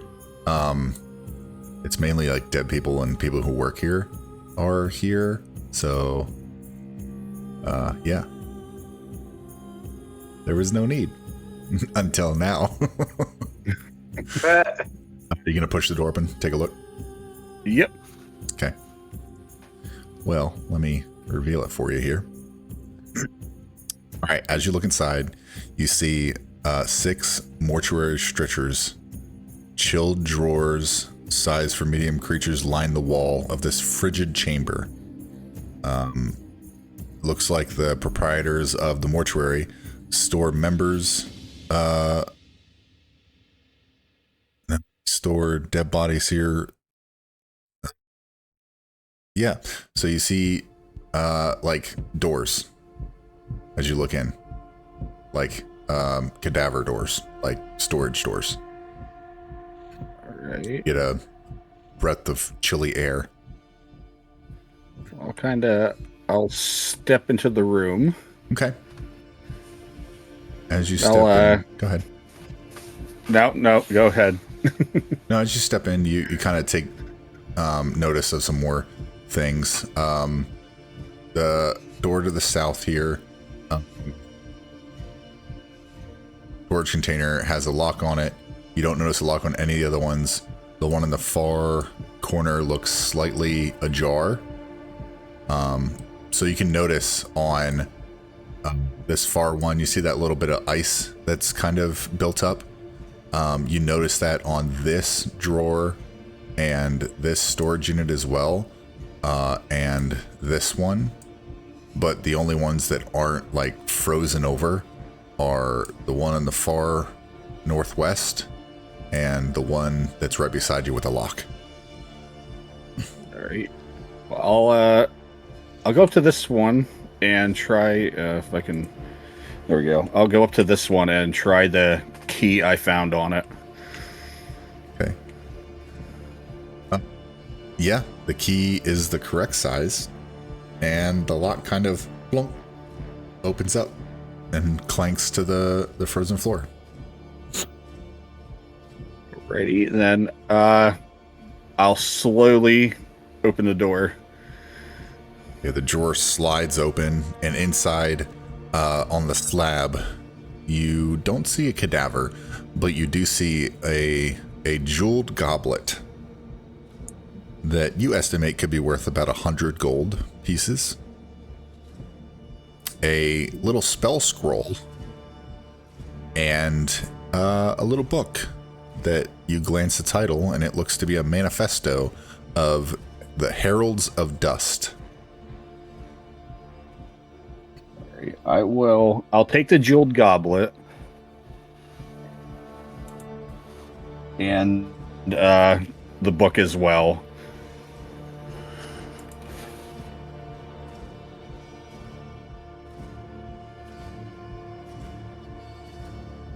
Okay. And I'll ask the party if any of them wants the spell scroll. I don't know much about magic. That's not really my thing.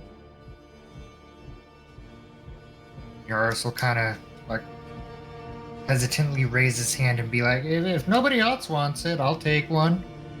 It, them. Yeah, all right. And then, so I'll give the spell scroll to Jen. Okay. Jen, as you take the spell scroll, roll me an Arcana check. Arcana. Yes, please. 17. Okay. You recognize a couple of the sigils on the exterior of the scroll. And it looks similar, and probably, maybe, a scroll of animate dead. Appropriate. So, go ahead. As I'm looking at this, I'm just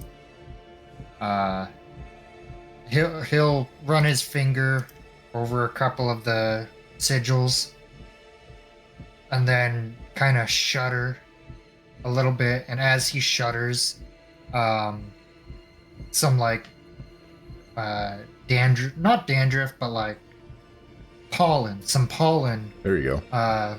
Will fall off of his wings onto the floor, and for a brief moment, some plants will grow, but not take root because it's stone. Yeah, stone. And he'll pocket the scroll of enemy dead. Nice. Okay. Does anyone want to do anything else in this cold locker? What did you say that item was? Was the jeweled what? Goblet. Alright. How would I add that? You can just add it in on like inventory, scroll all the way to the bottom, and like additional inventory or something like that. Just write in jeweled goblet worth 100 gold pieces.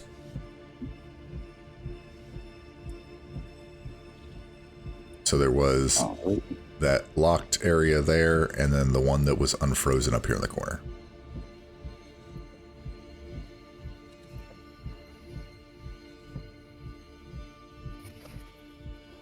Ias and Kata, what are you doing down there? Let me know. I'm gonna see if I can open up this door without like pulling any levers, just like open it. So the door's unlocked. Sorry. Yeah, the door's unlocked.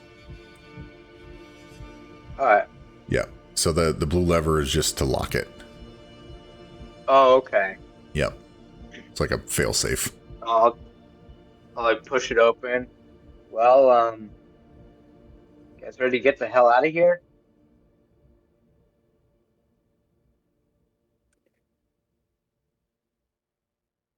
Absolutely. I'm creeped out by all this. Can we go now, please? Let's go. You guys don't want to check these All other right. doors in here? You can if Well, you I want. mean- I'm just hey there. Juniorus will kind of, his curiosity getting the better of him will kind of bounce back and forth between the two doors, and just be like, I don't know. Do you think there's more? Think there's more shiny things in that other one? Well, there could be. I'll laugh. Like, don't worry. Take your time. I'll wait at the exit. And I'll make my way in slowly and carefully. Okay.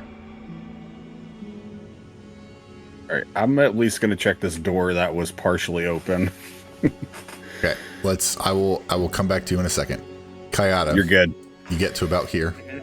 Okay. And as you're slowly and carefully making your way across, you can see. One second. Let me feel this area. See kind of through the slits a little bit. But as you get to about there, you notice through the slits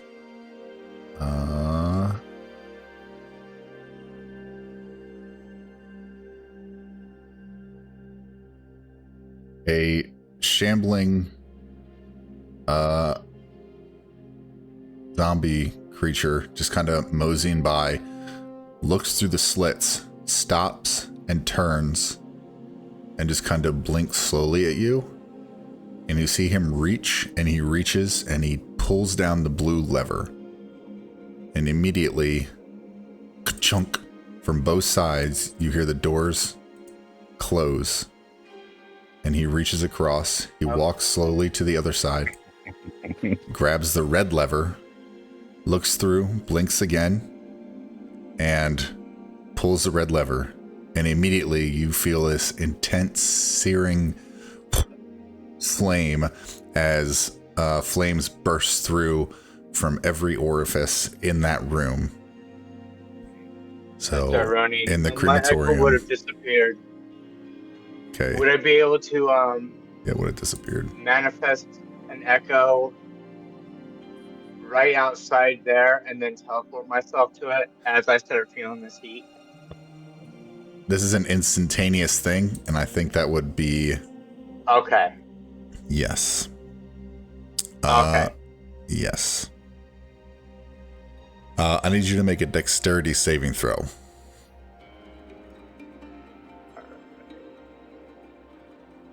Uh, 16? As these flames erupt, it seems that the walls are not just made of stone, they are made of, ceramic and very conductive to heat. You take 54 points of fire damage. Oh, Whoa. I'll do one.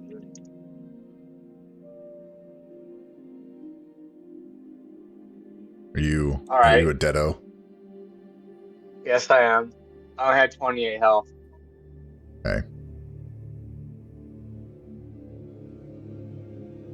So, and this is going to continue for the next 15 seconds, the fire, so it's just going to keep impacting. Let me do this. All you hear outside, are you screaming? What are you doing as you're being burnt to a crisp? I hear it and I go, oh, fuck. And then just as I yell, fuck, and I'm just imagining it like vaporizes him. Yep. Pretty much. So all they would really hear is, fuck. Yes, you can see through the grates the flames, and you know Kayeta went through there, and you hear a yell, and the flames are, and you get a scent of pungent, sweet flesh burning, kind of singes your nostrils a little bit.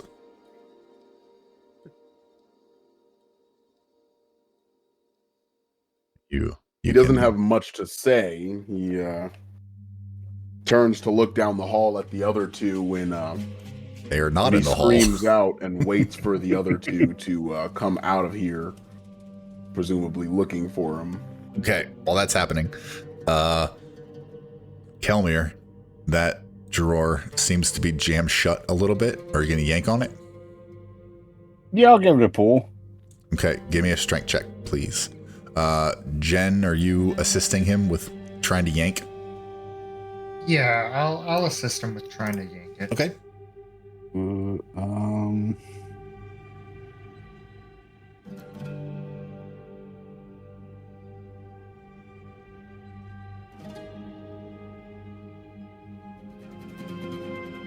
I'm having a brain fart here. Where is it?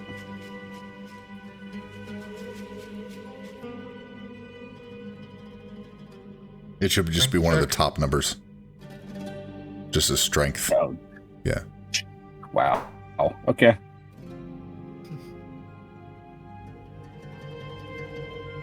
With a -1. Okay. Yeah, you pull it open, and on the slab, I'm just gonna put it behind you guys.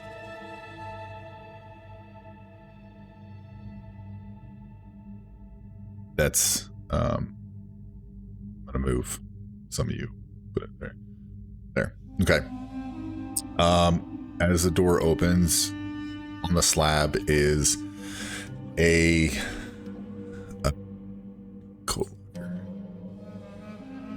pasty-faced individual who's kind of wearing similar clothing to the mortician, kind of like earthy tones with like bone paraphernalia on them, very pasty, and their eyes kind of open from the bright light, and their eyes go wide, and they say, "Shit, I was just napping. Am I in trouble? Please don't fire me." I'll say, "Hey, friend, my name's Keltmere. What's yours?" My name is Fruth. Sir, are you a herald? I could be. You don't look like a duster. Well, what's a duster look like? You see me? Yeah. Like that? Well, that's what I thought. This is kind of my first day. They told me to just come down here, and it gets lonely, so I figured I'd take a little nap. Just don't tell them. It's my first day. Why did you take a nap in there? I don't know, just comfortable. Puts me at ease. And about that time, you hear Ias yell for you guys.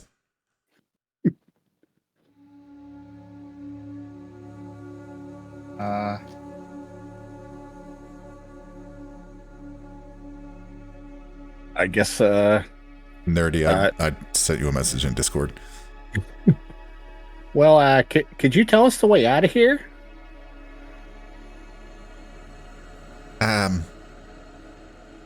Yeah, you're not going to tell him I was napping, are you? Not if you tell us how to get out of here. Well, there's the crematorium. You go through there. There's no other way out? You can go the chute. That's how everyone comes in. You think it'd be safer? I mean, you'd have to crawl up a chute versus go up some stairs. So, either way.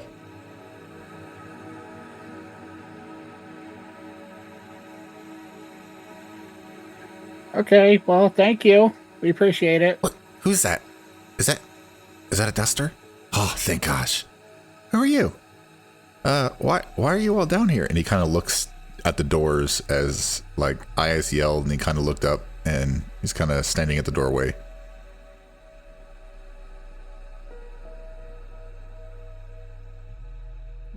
Ias won't be very tactful with it. He will stand in the doorway, taking up as much of it as he possibly can, and say,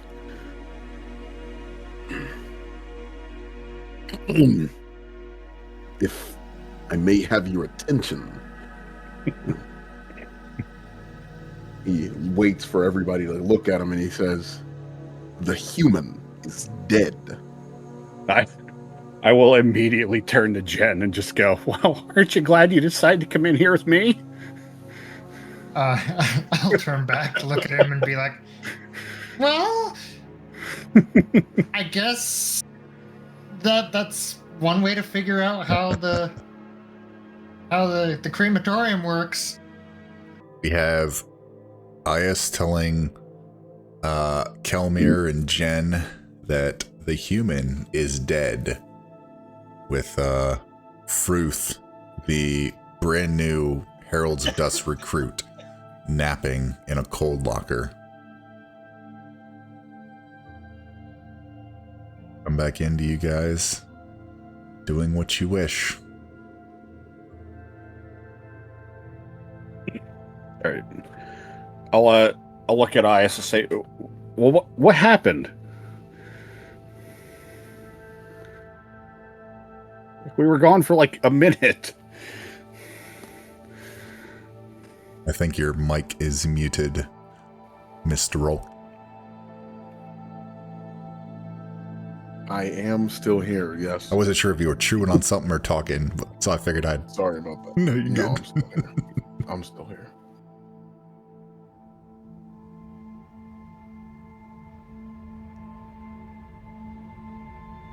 Did you hear Kelmir ask you? Oh, no, I didn't. What did you say? I was asking what happened to him, because like we just left you guys. He kind of glances back towards the crematorium hall, and he says, he burned. Well, that's very descript. Did you pull the lever? He kind of looks insulted that you would even suggest that, and says, no, I wouldn't have needed to. If I wanted to kill that boy, I'd have done it with my hands. That's fair enough. I love it. Love it.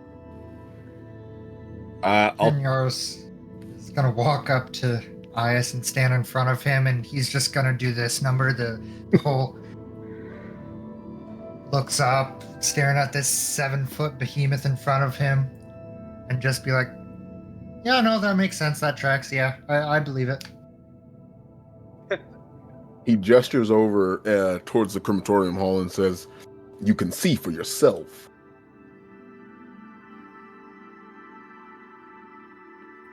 I'll turn to our friend and be like, "Well, can you get us through the crematorium safely?" You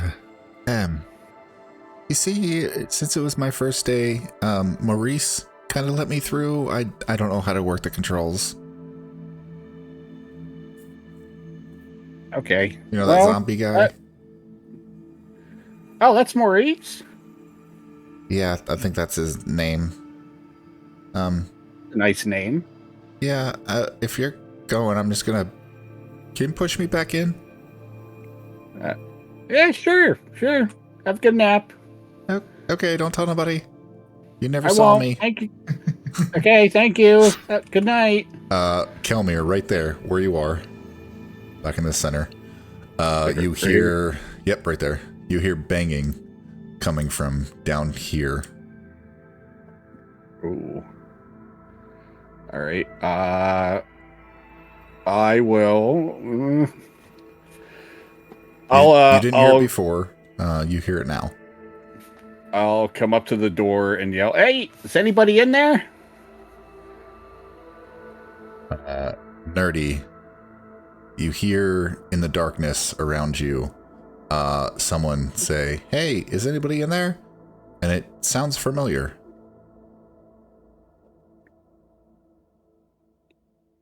Am I?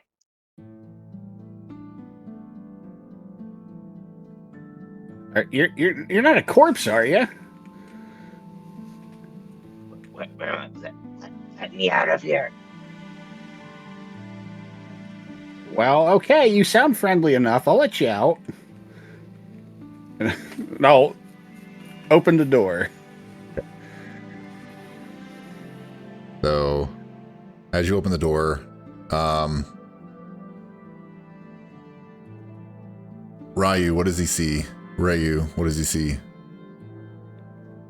He sees a cobalt scaled dragonborn wearing a bluish like turquoise green robe, and he has the same crimson red eyes that Kayata had. Say, "Hi, friend. My name's Kelmir. What's yours?" I know my name's Ryu now, don't I? Yeah, so it's odd. You remember walking into the crematorium, and you remember waking up with these guys. Kelmir's familiar. Everyone else, no one's around right now except Kelmir. And you remember like looking around down here, and then swinging long swords, but you don't carry long swords, but you do. No, wait, do you? And fighting yeah, we and have daggers. having an echo. But do you have an echo? You have an echo. No. And you look at you're like this isn't what I look.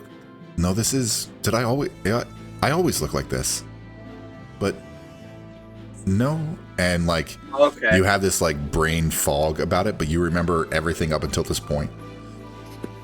Except for like you kind of remember your death a little bit. That you died. Or Like some I never maybe feel you the heat. kind of last thing you remember is like burning in agony, I guess. But like you're here and you're in this cold storage locker and you're not sure you were always here. But did you just get here? It's kind of all over the place. Like I'm just wondering, like how, like if I would say like it's me, Ryu, or I'm Ryu. Like how I would go about introducing myself. Like I know everything that happened, but You were always there's Ryu, weren't you? okay. It's me, Kelmar Ryu. Hey, Ryu. Kelmir, give me a actually no perception check needed. Because you're looking at him. His eyes are strangely familiar, very similar, almost exact actually in color as Kayata's eyes were. You see, I don't want to say this, but I want to say similar to like a kindred soul of like Kayata. It's like this is, but this isn't. Those eyes, you recognize the eyes. Well, friend, you look somehow familiar, yet different than that guy that just got murdered. What are you talking about, Kelmar? I'm sure it's nothing. Did somebody close that on me while I was looking in there or something? I'm sure it's fine. Come on, we're getting out of here. Alright. I can use a drink. Jin Yaris will walk back up to the door to see what's taking Calmir so long and see this new appearance and be like, oh, we found a new friend? Yeah, this is Raiju. He's the same but different. You too, Jen. You guys are acting like you don't.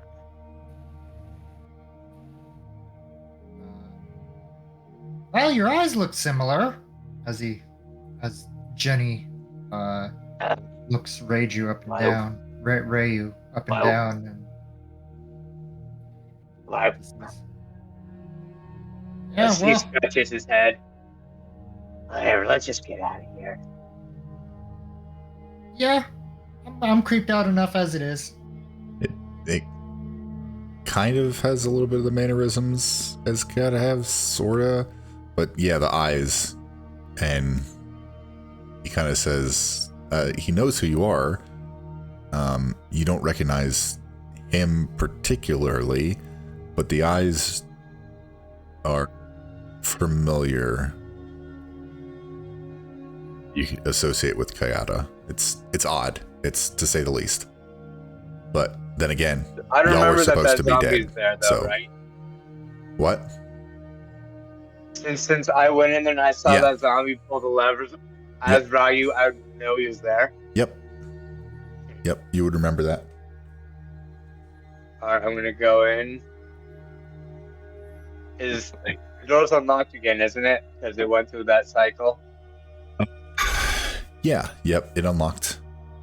It did. It's unlocked now. Alright, I'll look in. Here, let's see what I got to look at. I wasn't expecting her to send me this cheap. You see this Dragonborn come down the hallway with Jen and Kelmir, and not really, like, they seem like they're buds. But you also notice the eyes. It's an odd feeling of you've known that dude, but it's not that dude, but it's that dude, but it's not. Like it's messing with your head. It's messing with everybody's head. It's like that Spider-Man meme. Yeah, essentially. Yeah. Let's do a 1 or 2, 3.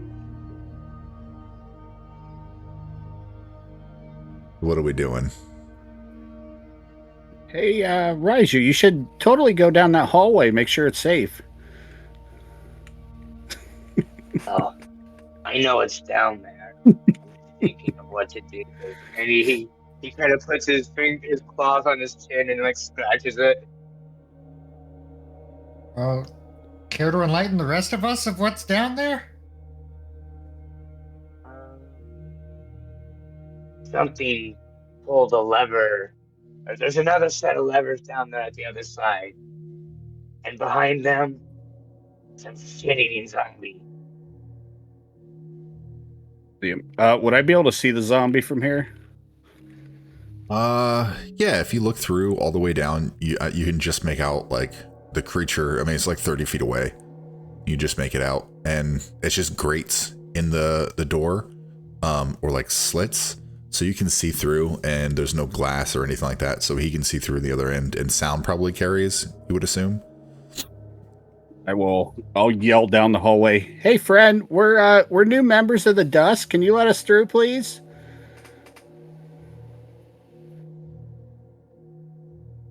You faintly hear at the other end. And then you see him kind of walk out of frame.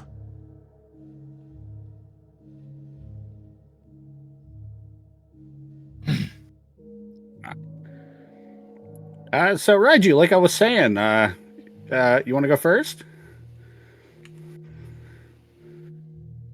Not exactly what I had in mind, but I guess now that the damn thing isn't out there, I go to step in and I can't quite seem to bring myself to do it. Like I say I'm gonna do it, but I'm just like frozen. Like I can't bring myself to go in there. Okay. All right. Kelmir will go in. He is just going to full sprint to the other side as fast as possible. Okay. You can certainly try. If I can. Yeah.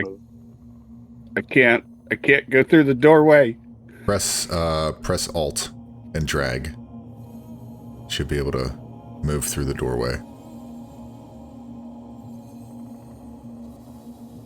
Okay. Then I'll head through this door if it's open. Yep, it's unlocked.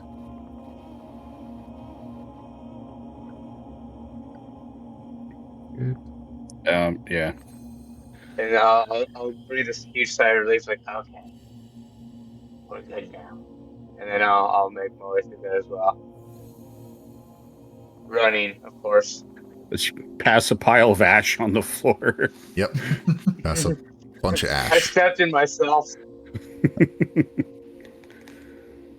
Seeing that the other two made it through fine, but rather quickly, Jen is going to take a couple steps back and almost leaping into a pseudo quasi Superman pose. Yeah. Just fly as fast as you can through the hall to the other side. Okay. Yeah, perfectly fine. Ias, are you still muted? Yeah. No, I'm still here. Okay, gotcha. Ias will follow in turn. You'll try to just pass through as quickly as possible while there don't seem to be any zombies on the other side waiting to trap me in. And he'll give a bit of a sullen head shake to the thin pile of disturbed ash on the ground. Yep. Yep. Where a young human fighter used to sit. He'll just make his way on through.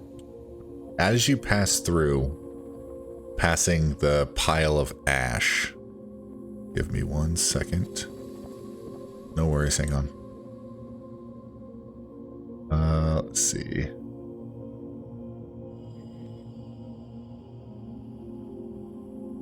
Okay, you see a shimmering, like, shield sticking out of the dust that doesn't seem to be touched.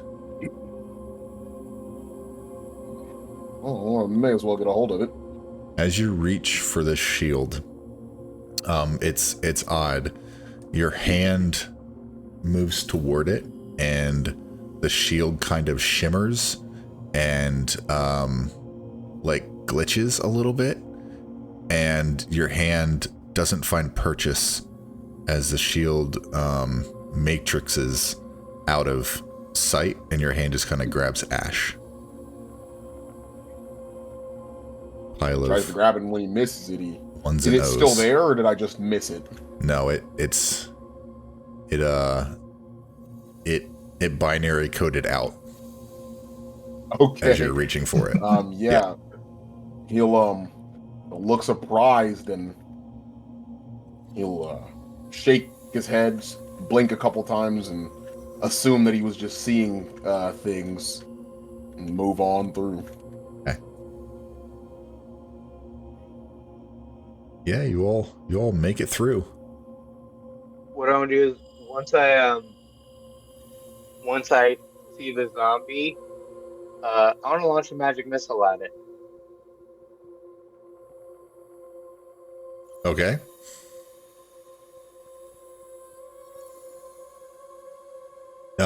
Looking at him, he's kind of like meandering slowly around.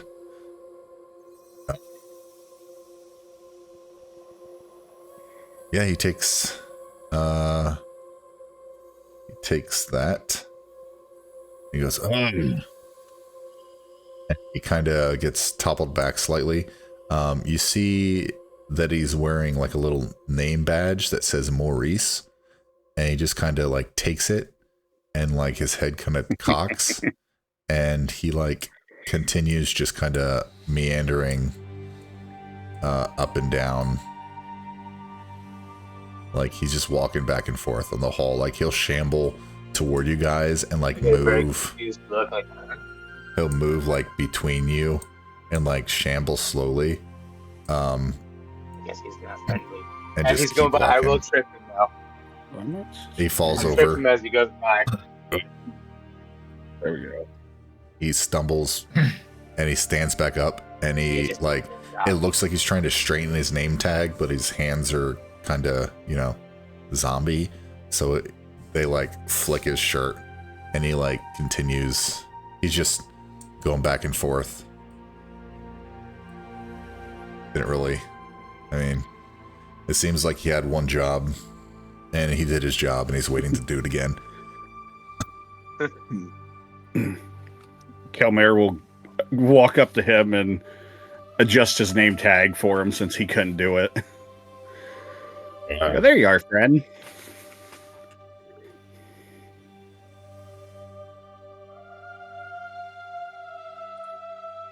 Well, So the as name you tag Maurice. Wasn't that the name of the mortuary person or whatever? He'll ask to Kelmere. You mean our friend that was in there? Yeah, wasn't he saying something about Maurice? Oh yeah, she told us about Maurice. She told us he was cool. Ah. Wonder what happened to the human then. Yeah, I don't know. Oh well. As you guys are all in this hallway, you see the hallway stretches to the north and the south. Two sets of double doors. Or, I'm sorry. Yep, two sets of double doors to the north with continued passage that leads to the east. Doors directly to your east, right outside the crematorium. A passage to the south and then the east, and then a large iron door just to the south of you. Everything is dripping quiet. South.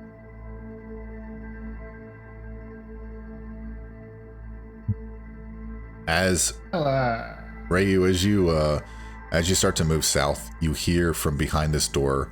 There's slits in the door, and you gotta hear thump, and then like a splat, and like a sound of something heavy hitting the floor.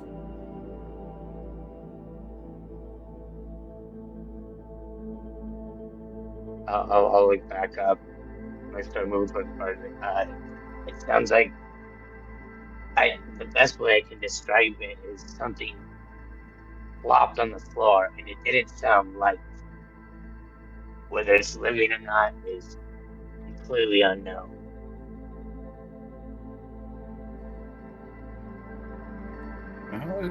Do you think we should check it out?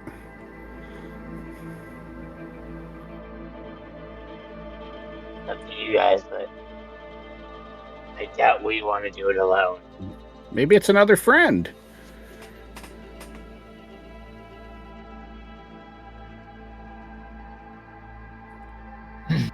I'll point him to the direction of where I heard the sound come from. I'll go down to the door. It's this. It's right here. Oh, well, Yep. I'll go over to the store. Okay. Looking through the slats, we reveal it for you.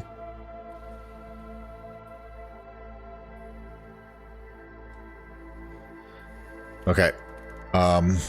You see at the far end, a metal chute is set into the wall of this foul chamber. Grisly puddles splatter the floor, and corpses topple from an overturned cart.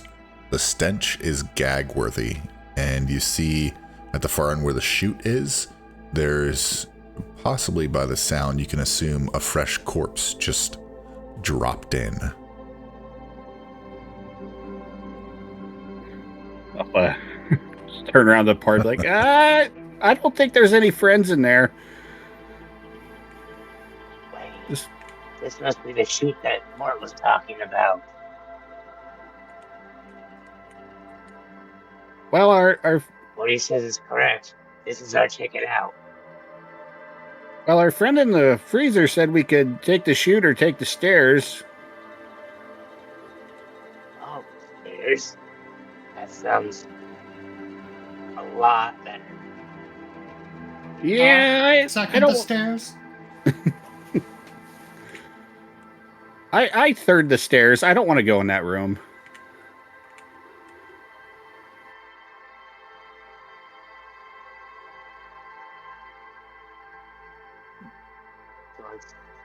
Iris will speak up and say, the stairs, then. Okay.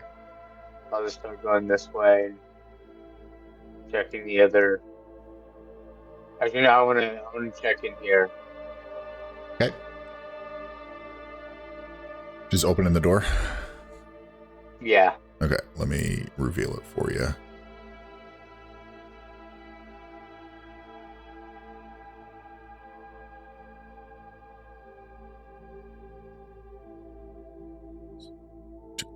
Okay. Let me just move you. I gotta open the doors. Okay. Alright, so you see in front of you, as you open the doors, a floating feline skull with gemstone eyes hovers above an aged desk strewn with elegant stationery.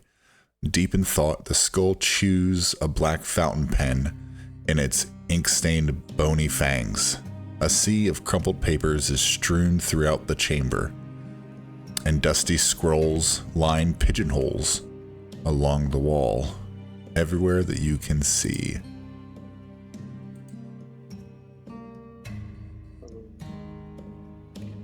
Rocking. Ooh, hello. You are new here. What is this place? What are these scrolls? Ah, this, my friend, is the records room. I am currently in a bind trying to write an epitaph. Would you be so kind? It is a member of the Doom Guard who drowned in the bathhouse only yestermorn.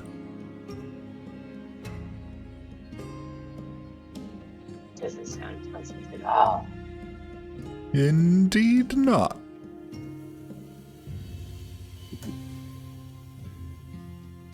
Would you like to... You'd like me to do? What's that? I said, is there anything you'd like me to do? If you can recite a worthy epitaph, I would be very grateful.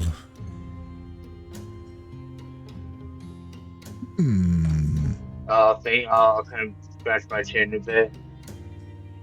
I'll think of something. If I can think of something, I'll let you know. You said an epitaph of someone who drowned in bath. Indeed, yes. Very unfortunate, but they all come here after, so that is fortunate for me. I enjoy my work. Would you like to roll a performance check for me? Yes.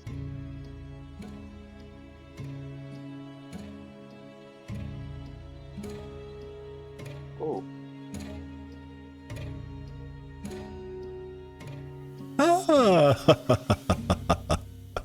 That is brilliant. Brilliant, just brilliant.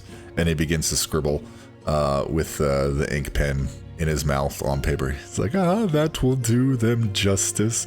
The play on words, the vernacular. Glorious. Now, my friend, I have a moment. You do not seem to be... Wait just a tick. What is your name? I am Ryu. I don't know how I got here, what brought me here, or even what the hell's going on. Now is that Ryu Galanthal or Ryu Viha? Yes, I am Ryu of the Viha. And he kind of drops the inkwell and scrambles over here in the corner and pulls something out with his teeth. This is odd, very unusual. And he spits out a scroll into your hand. I read it. So Open it up and read it. as you unfurl the scroll, it seems to be a certificate of death. It has your name. It has your age. It has like that. It's a death certificate. However, there's a spot that says cause, and it's just blank. Very curious. Normally, they don't... And he's like looking over your shoulder. It is... If they don't know the cause of death, they would write unknown. It is very odd that it would be blank.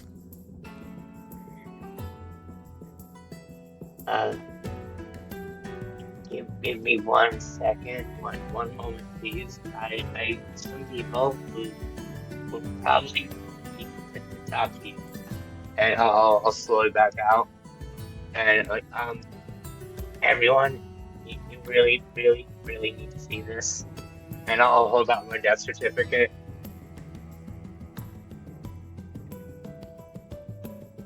You all look at the death certificate and you see that it is him, his name. The main thing that you notice is that cause of death is unknown.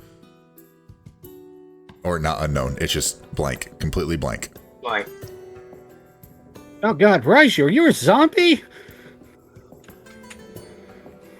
I think it means he's apparently dead. I'm dead, but I wasn't killed. I never died. I'm dead, but I never died. Well, we did find you in a freezer. We were all found on slabs. There's someone in there who... I'm not a betting man, but I'm willing to say you all have one too. and I'll go back in. And kind of wait out to the side. My own death certificate? This I gotta see. And Juniorus will enter the chamber. Another individual. I am Thazignas. Azabaz, I hear you got this magic trick of showing people's death certificates when they're not dead. Well, what you got for me? Let me see. What is your name? I am Juniorus. Oh, correct. This is very odd. And he goes like right behind him and he pulls a scroll out with his teeth. Here you go. And I'll unfurl the scroll and read it. And Same thing. Cause of death is blank. Now, if I were a What? betting man, I would say you all weren't dead, but you're here, and a certificate has been drafted. Very curious. Would you mind, if it's not too much trouble, just to go wait in that long hallway for a moment? I must call someone. Well, right when he says, I'm not a betting man, I'm like, I said that too. But yeah, I'll go out. Just across the hall. Just through that, and he comes through. He's like, just through that door, over there, and he points directly to the west. Just go wait in there. Leave me your scrolls, please. Pull that lever, are ya?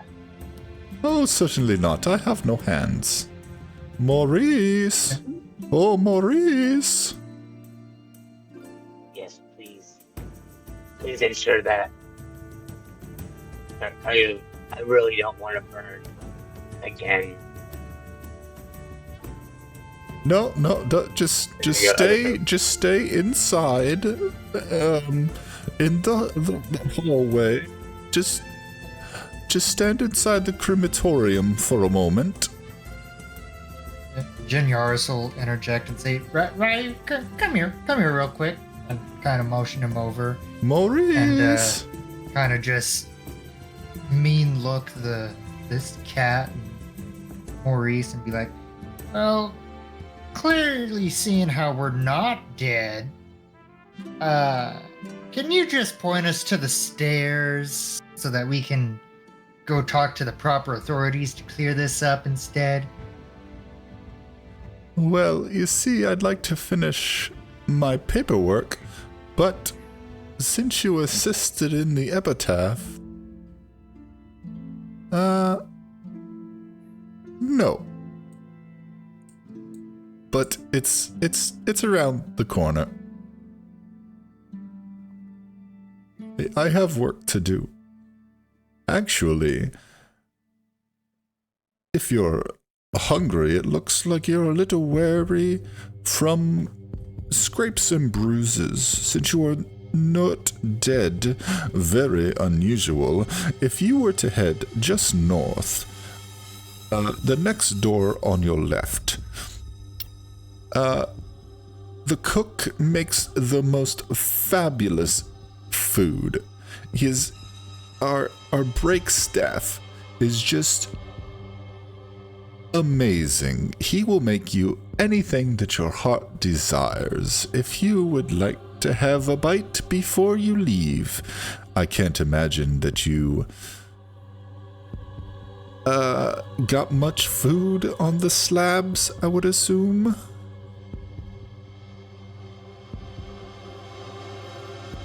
Jen will whisper to the rest of the folks and say, I don't trust this guy. He just tried to fry Ryu.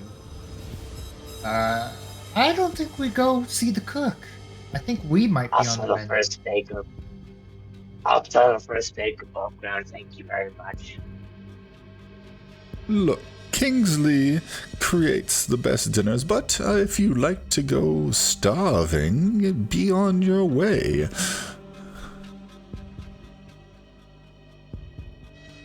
Whatever your favorite food, he will make. But no skin off my skull. Just when you come back, I'm just gonna start walking away. bring the reason for death, please. I will see you soon. Goes back to writing epitaphs. Quick question. Yes. So I never handed back the death certificate. Can I just pocket that? Yeah, sure. Yeah, I never handed it back.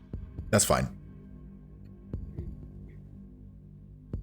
He's kind of alluding to, like, eventually he'll see you again, and then they'll be filled out properly. So, no skin off his skull.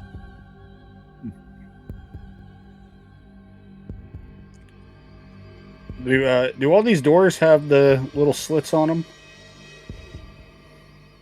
These ones do not. These large ones, actually, those ones don't either. Okay. But they don't have any locks. They look to be, just doors. Do you guys think we should get some food before we leave? I'll pass. I don't trust the cat, but we can look. I mean, can't kill us, right? As you open the doors? Yeah, I'll open the door. Okay. let me reveal it.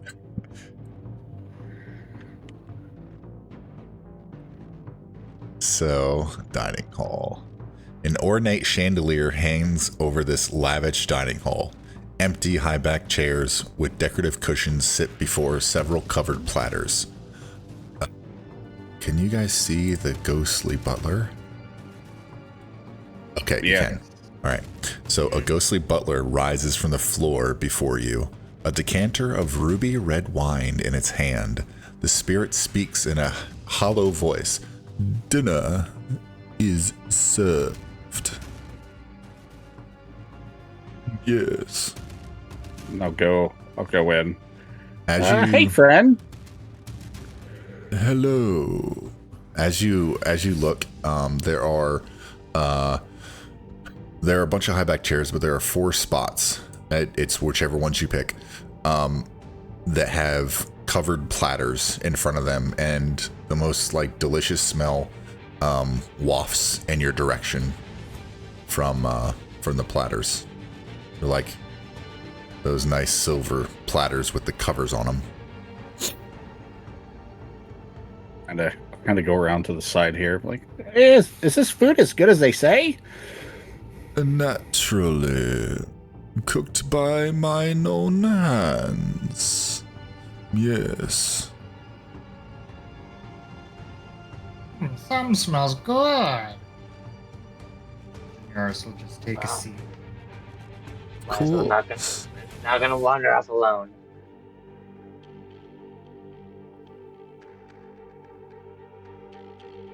It's next to Kelmar. Ias will take the seat nearest to the door without putting his back to it. Okay. And he won't eat anything. He'll just watch everyone else. Okay. Right. I'll pull the lid off. So, okay. Memory floods your mind as the smell invades your nostril holes. Kelmir, you remember your favorite food, and it's sitting in front of you. What is it? Kelmir's favorite food would be a roasted carrot, of course.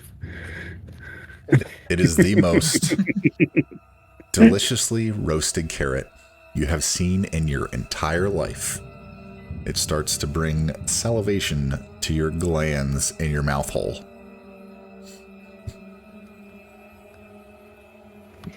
All right, he's Anybody else? Yeah, Jen will remove the lid off of his. Hey, Jen, what are you? What's laying before you on the platter? It'll be a grilled flank steak of elk with some lovely taters off to the side. Not only lovely taters, but garnished with the most fragrant and beautiful edible flowers you have ever seen.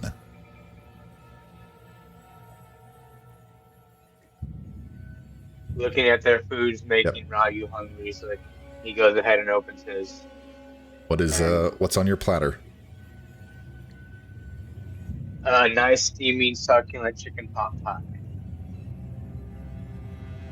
Beautiful. You see the seasonings just on the crust. It's the nicest golden crust you've ever seen. There's there's intricate twill and marks, twill pieces of crust that just are in beautiful swirls between the cuts in the crust where you can just make out the cream and bits of like carrot and potato a little bit, and it's beautiful. It is 5-star looking. Yeah.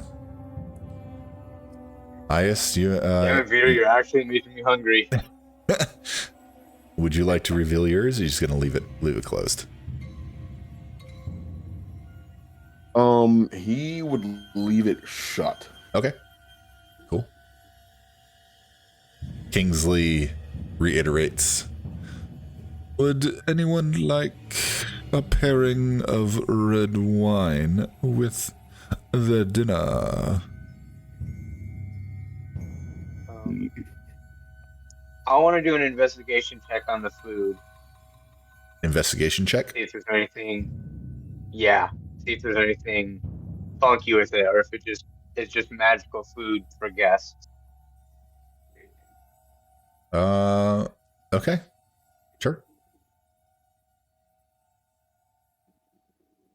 Yeah, more for that.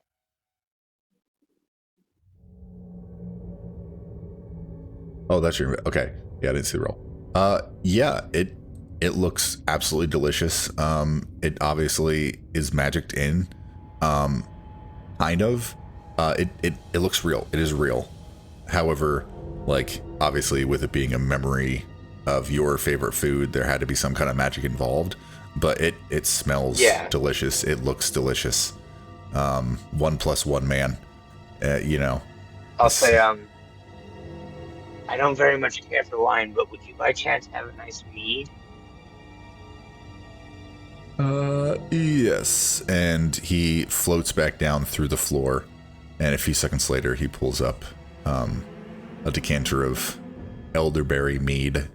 Very nice and robust, with a hint of elderberry, honey, and ginger. And he will pour a glass and set it down in front of you. I'll give it a smell. I'll just take in that aroma and just let out a very satisfied just sigh. To what do we owe this hospitality? 'Tis dinner in the dining hall. Whatever your heart desires will be in front of you, and you shall enjoy as a meal. I guess I can't complain about free food. I'll go ahead and somewhat reluctantly take a bite. Okay. It tastes delicious. See, it wouldn't happen to be a last meal, would it? Well, yes. Why would you not eat your last meal before you were to move on to the next life? Ryu, I need you to make a Constitution saving throw, please. The food is delicious, by the way. But I got a +2 in Constitution and a shit roll. Okay. You take... Hang on.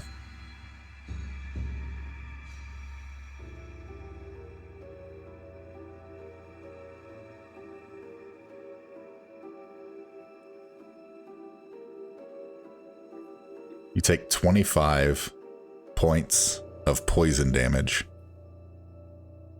I'm dead. You see Ryu take that big bite and smile, and then face plant right into the pot pie. Dose.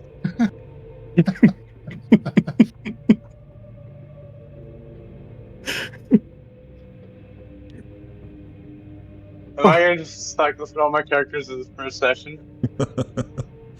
Well, would you not all care to join your friend in the next level of life? Well, or rather, the first level of death. Let's look over Ryu, like Jesus Christ, Ryu, use your utensils. Ias will loudly and impolitely slide his chair back. He damn near kicks it into the wall behind him. Slam the butt end of his trident down on the floor loudly to get your attention and say, "If you're all done killing yourselves, we go." The loud thump of the trident hitting the ground and the chair colliding with the back wall kind of breaks Janaris's trance of this food and reliving memories of growing up in the grotto. And as he looks up, startled, towards the direction of Ias, he also sees Ryu just kind of face planted into his food, assuming that the food is poisoned. Can't help himself but take a tiny little nibble of a potato as he walks towards the door. Okay, make a Constitution saving throw for me, please. 19. It's just it's just that damn good. You take 8 points of... I do have resistance to poison as well. Okay, you take 4 points of poison damage. Okay. Stomach 16, half to churns a 8, little half to bit 4. Loudly. Takes a breath, Shell. Yeah. What's about a weak stomach? A large belch. Yeah. But the potato tasted delicious. It was perfectly, it's like a fondant potato. It's like nice and crispy, duck fat on the outside, and then inside it's pure pillowy heaven. And he'll just kind of close his eyes after that burp, loudly think aloud, so totally worth it. As he follows Ias out the room, assuming. I'll say about, well, friend, this has been nice. I think we're going to go, though.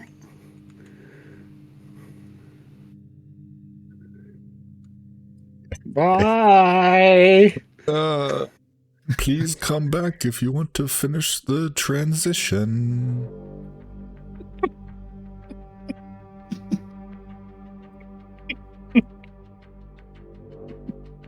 Oh, jeez. All right, let me, as you guys are standing there, let me reveal this way. It's a hallway that way, and there's doors ahead of you, like north.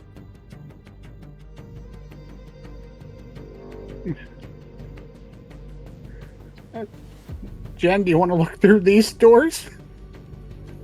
Oh, I'm sorry. These Yeah, ones, ones have slats in them. I'm sorry. These ones do have slats in them. About how high are the slats? Human head high. Okay, so Jen will kind of take a little leap, flapping his wings to look through the slats. And as he looks through, what does he see? So, looking through that, let me reveal the room for you.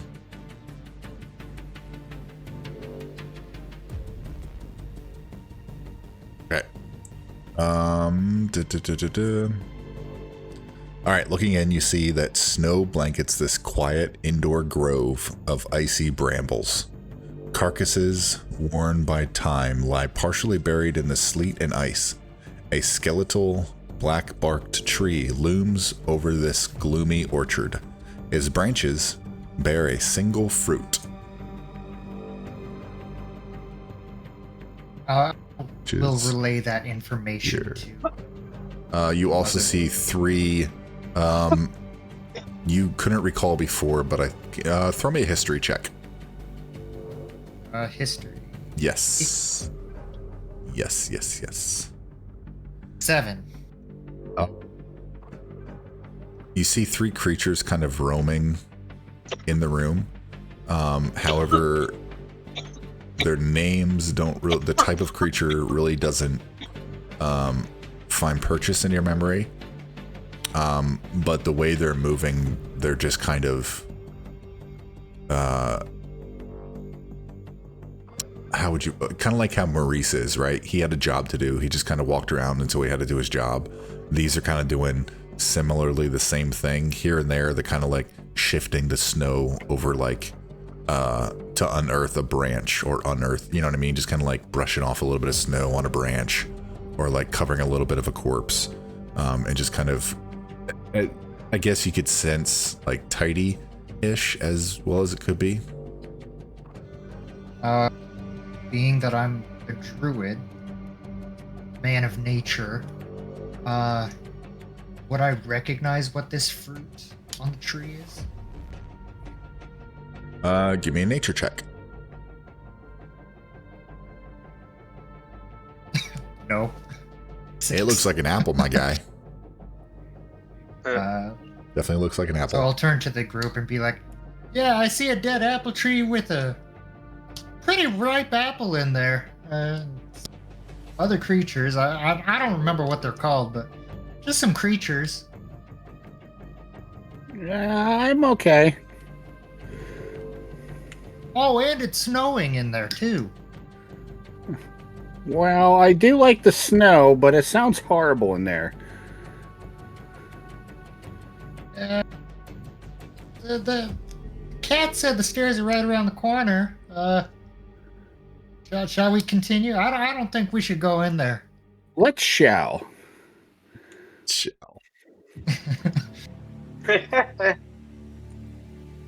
I must start moving down the hallway. Okay. Cool. Let me reveal.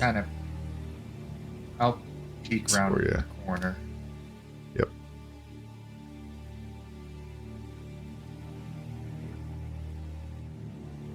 Okay.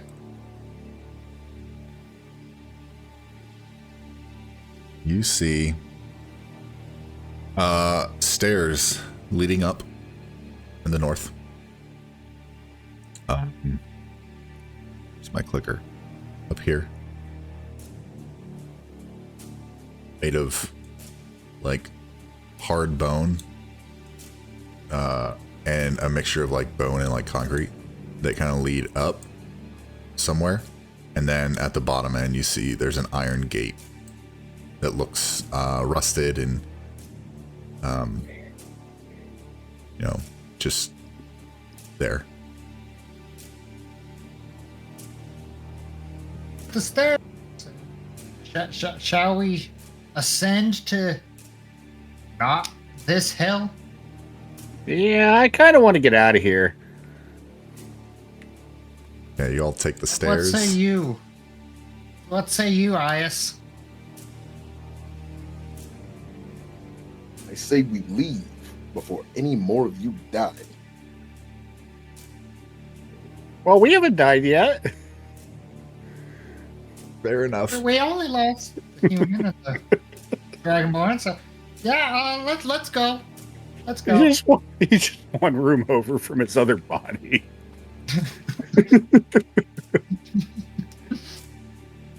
All right. I want to just wait and get a steak at a pub somewhere.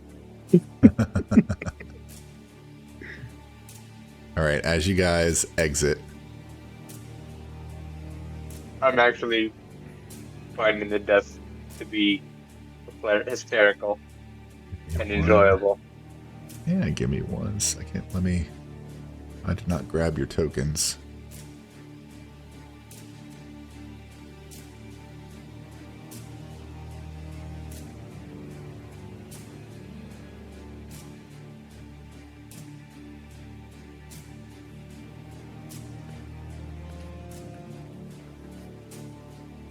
You all exit out of a door.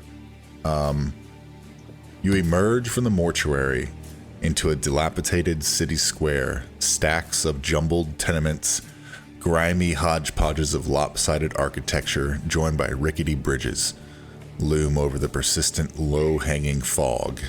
An impossible city unfolds around you.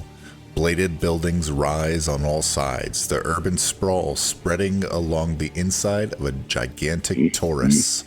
The metropolitan ring curves upward into passing clouds, disappearing behind the haze. And that's where we're going to call it for tonight. And you all gain a level. Awesome. Hey. Nice. So, do we have a buy one, get one arrangement for those of us who are losing 3 characters a session? Or? No. So it might, cycle back in. We'll see. But your level up can be, you level all your characters. So all your characters, even the ones you didn't use, level 4. Yeah. So how'd you guys enjoy the first session of Turn of Fortune's Wheel? That was a lot of I'm fun. in danger. Very well by me. That was fun. I loved it. A lot of death going on. Well, it's a mortuary, so, I mean, it's built for it, pretty much. Yeah. What is it, Dark Souls? Right? Everyone else, thank you so much for joining us. I'm Chaotic Vito. This is the Chaos Crew. Thank you, everyone, for playing. Catch us next time, 2 weeks from today, same time, same place. Everyone, have a wonderful night. Let chaos reign, y'all. And we'll see you next time. Let chaos reign. Let chaos reign. Bye. Good night. Peace out.